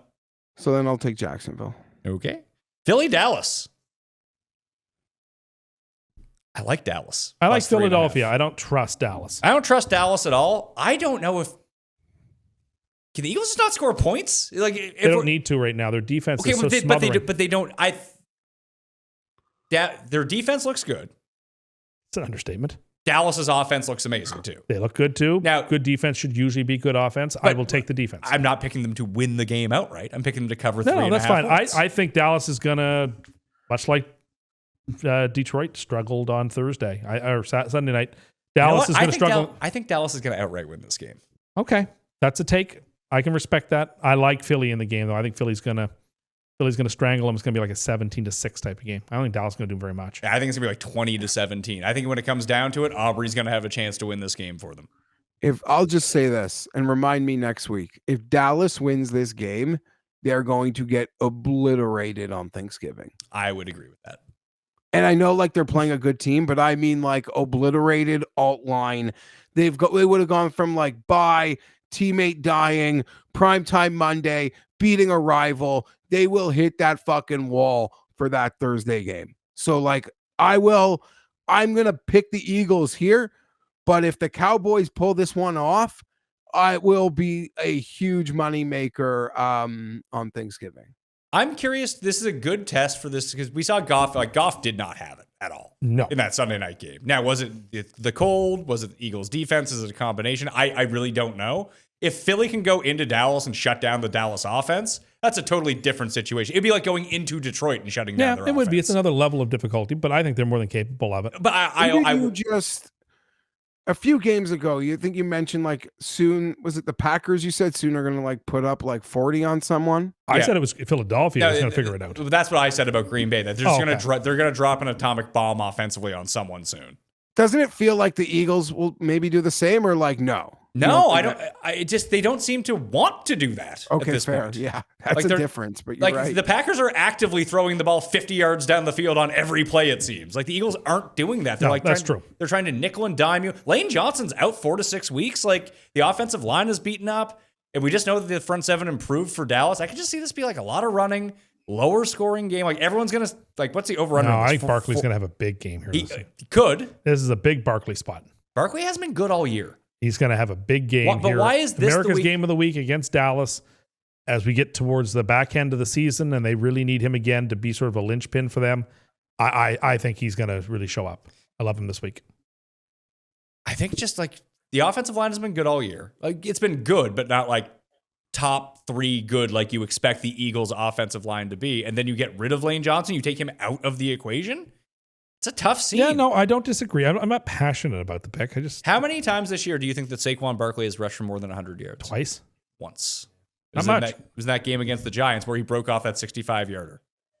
His longest run outside of that 65-yard run has been 18 yards. Yeah. So I mean, like he's been bottled up a lot. I think they're going to start leaning on him in the second. Well, there's also third of the year. There's also the whole thing too. Is like how many touches did he have last year? We stopped talking about being like the victim of like 400 touches. Is he a victim of this? Possibly. Like he just kind of gassed. His body took too much punishment and too many runs last year. Possibly, or he's been consciously knowing he's going to be needed for the late run, and this is like they're really going to bring him out of the shadows for this. At least that's what I expect. I could be wrong. See, he was 345 carries last year. Yeah, so that's well sub. That's only carries. Yeah. He ended up with 33 catches too, so he's well above the 350. And that's probably just regular season. Yes, that is just regular season, not including the Super Bowl run. Like, I also don't think they're like keeping him in the shadows. Yeah, Like, they're trying to get him. I feel like they're trying their best and they just can't do it. It's because their offensive line isn't as good. And it's hard to say too with how Dallas's defense has improved or not improved because they played the fucking Raiders. Like, who knows? It's a lot like beating Jared Goff outdoors. Like, is the defense good? Is it bad? Like, fair. It should be improved with the guys that they got. You would think so, but we'll see. This is a great spot. What's Dallas's number now? I know they have the down game. Is it the down game last time out at home? Yeah, versus Arizona. Yeah, they shit the bed on Monday night, the back-to-back Monday night football games. Weird. It was the first time all year they hadn't scored 40 in a home game. So they've gone Monday night by Monday night, America's Game of the Week, Thanksgiving. And then Thursday Night Football the week after. Okay. Well, at least they look like they're top entertaining, right? Oh, they've been a fun team. They were on my list. They were like, whatever they were, 5th, 4th, whatever. Oh, I guess we should probably talk about them benching CeeDee Lamb and George Pickens for the first drive last night. Yeah. It worked. It did. It really inspired them to be better. It certainly did. You know how in your death swag bag you need to be to like bench your two best players on the opening drive in a road game in the NFL? Man. It inspired them to be great, Geoff. I saw a lot of people online. Like, they're professional players. You can't do that. Something you do to a college player. It's like, they need to be at meeting. Keon Coleman got benched this week because he missed a meeting. Like, this happens. Part of being a good NFL team is being like a military unit. Yeah, you're professional. You're held to certain standards. Hello. Do we not know who this man's father was? Like, he probably said, like, what would dad do? And dad, Losing the playoffs. Yes. Kick the field goal. Kick the field goal. Watch Marlon McCree fumble and Brady interception. Break Jeffrey's heart. I had another point about Dallas. Now I forget what it was. Too much They're Marty shot. entertaining. Their Defense is better. No, Pickens. It was Mike Terrell, who's always watching the show. Just like, if there's anyone who's going to learn his lesson from this, it's George Pickens. Oh, yeah. You know what? What sort of contract? They're not going to let him go. They won't let him go. They don't make any sense to me. No. They're trading for people. They're giving people away. They're a mystery. Like, they should. He's been awesome. If there's a contract dispute, it'll go on until October of next year. He's just going to sign with like Washington. It's the only time Mike Tomlin's given up on a receiver who ended up being good. Antonio Brown was pretty good. He took his shirt off in that game against the Jets. Did happen. Is he I don't know what to believe with this Antonio Brown thing that's happening right now. Apparently he's been arrested for attempted murder. That's what I had read. But apparently he's out now. I don't know what's happening with this. I'm he on fled the to internet a lot, Dubai. but that's a story I haven't really been following. Apparently there's video of it.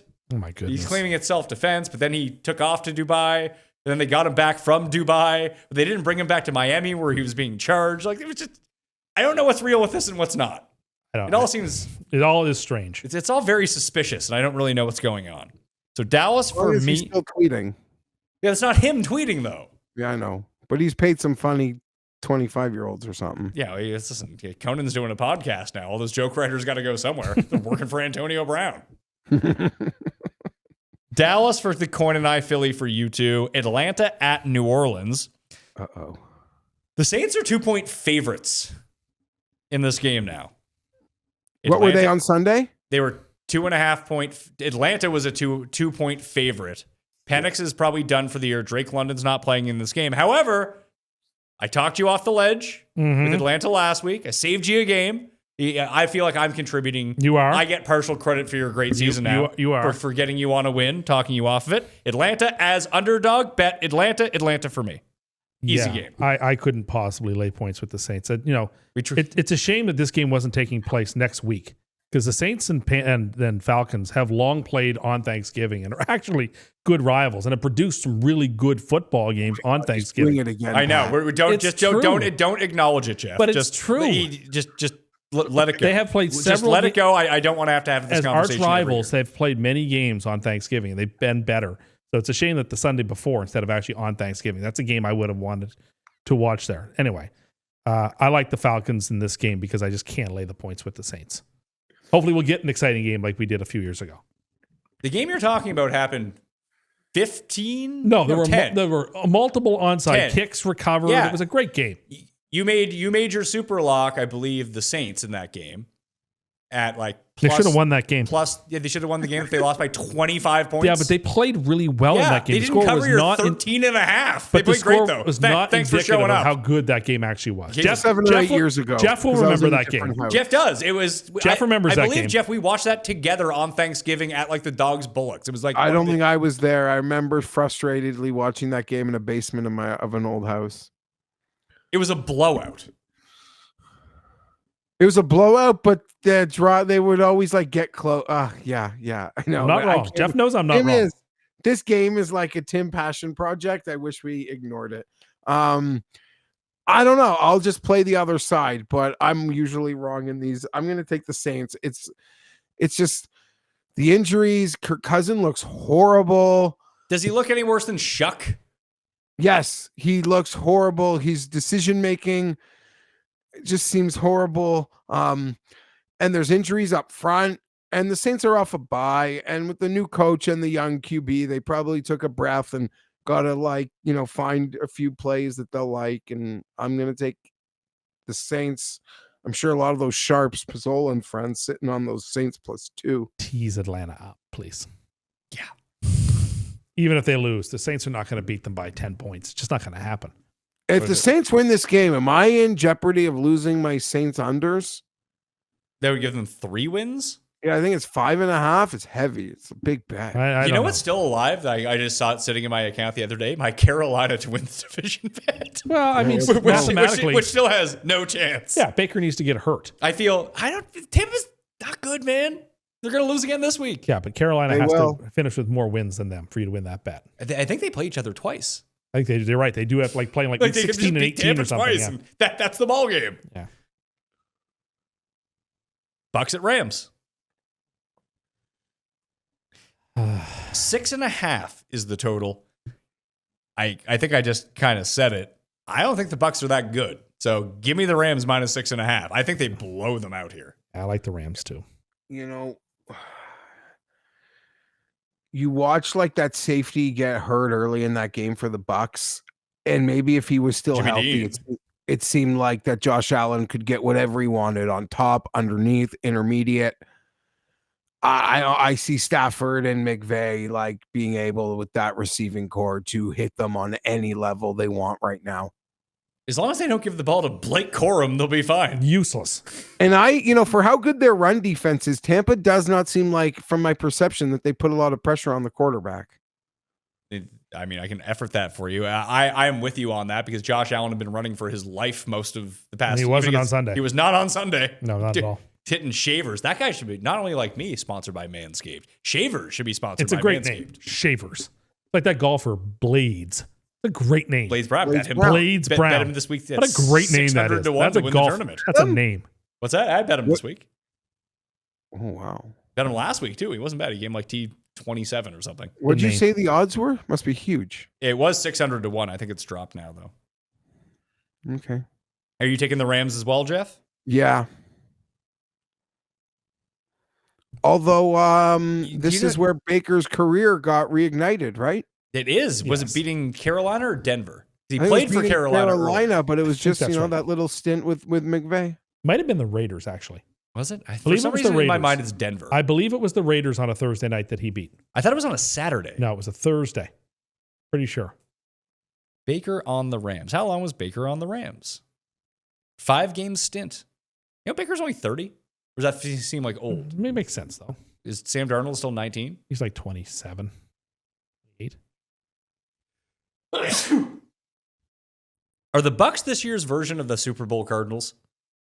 Where they literally will not have to do anything to make the playoffs. And everyone's going to be like, well, this team sucks. And then they get there and like all of a sudden, Mike Evans is back. They're the version Bucky of like Irving's back. 2 years ago's Eagles, where like they were leaking oil all the way down the stretch, got to the playoffs, won the division, but were out immediately.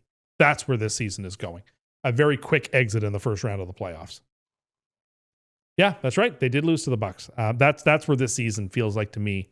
We're trending towards a rather pitiful performance in a they're the 4th seed, so they'll probably be the Monday night game again. You are correct. Thursday night game against the Raiders. Yeah, I seem to remember the Raiders were like competitive that season, and like that losing that game was like a big loss for their hopes.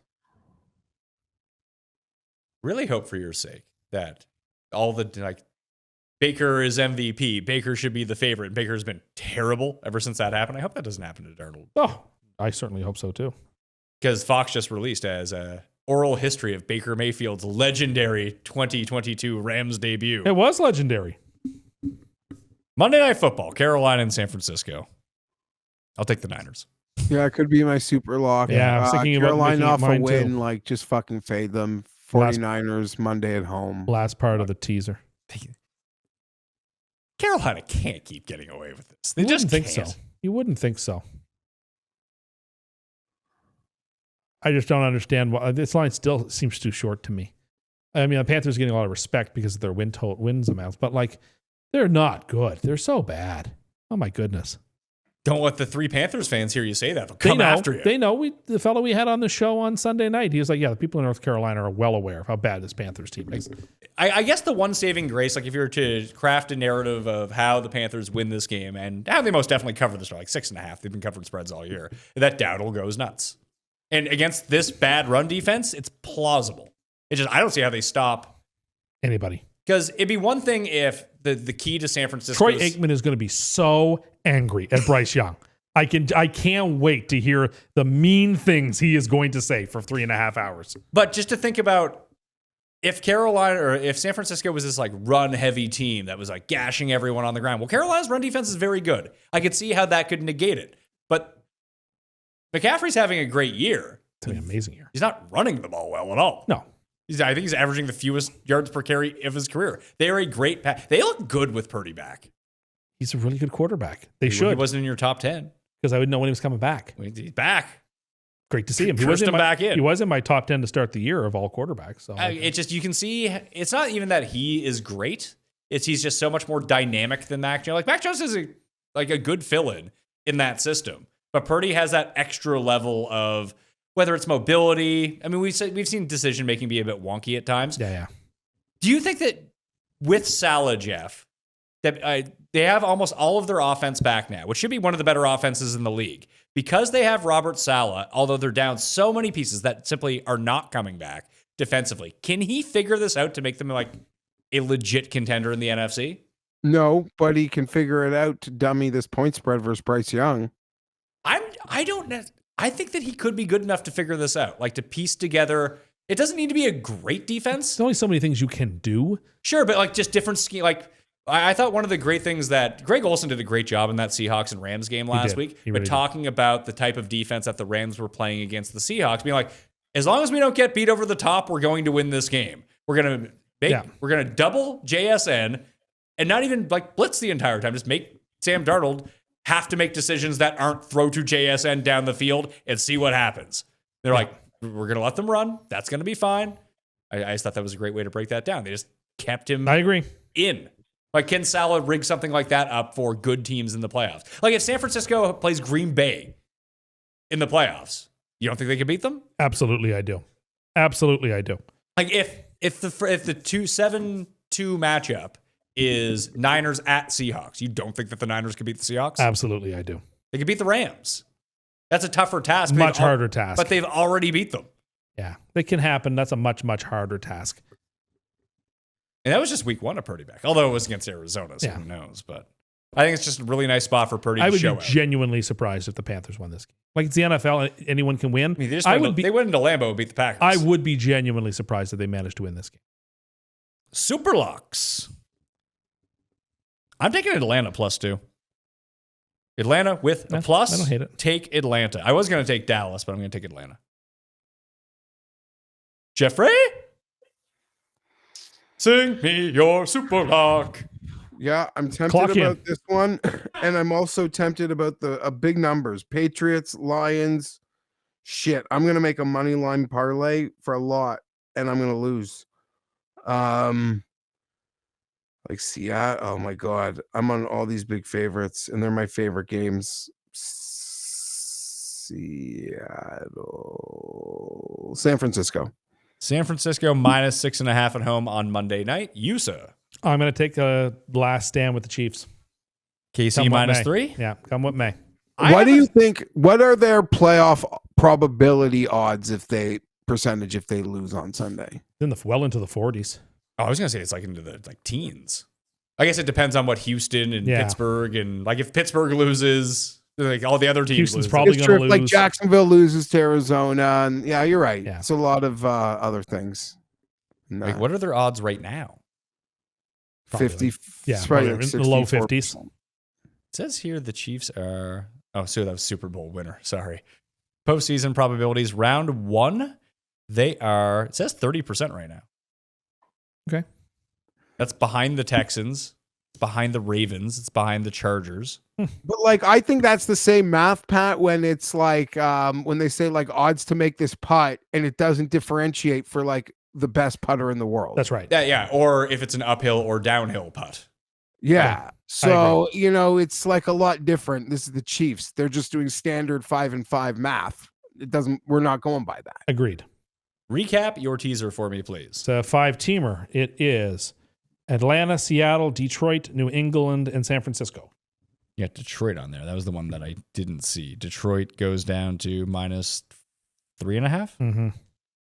All right, coming off a win, going up to 5 games. The 4 game was your sweet spot. It was, and I kind of threw Detroit on as a freebie. You know how well that works. It doesn't always work very well, but anyway. What's easier, throwing on a team as a freebie at the end of a teaser and winning it, or sweeping and curling? Sweeping and curling is very difficult. Aren't you just like following orders to sweep? Yeah. But there's more than that. You got to be able to interpret them while you're also running down the ice with your You're head. not running down the ice. You have your... You're moving like pretty pushing quickly down the ice. Moving pretty quickly down the ice with your head down, trying to brush, trying to keep your balance, having your spatial awareness of all the stones around you. I think it's a very, very difficult task. And the spatial and the awareness of like getting off the ground on that fucking pole. And when you say interpret, you just mean sweep or not sweep. Yeah, but How is that easier than driving an F1 car?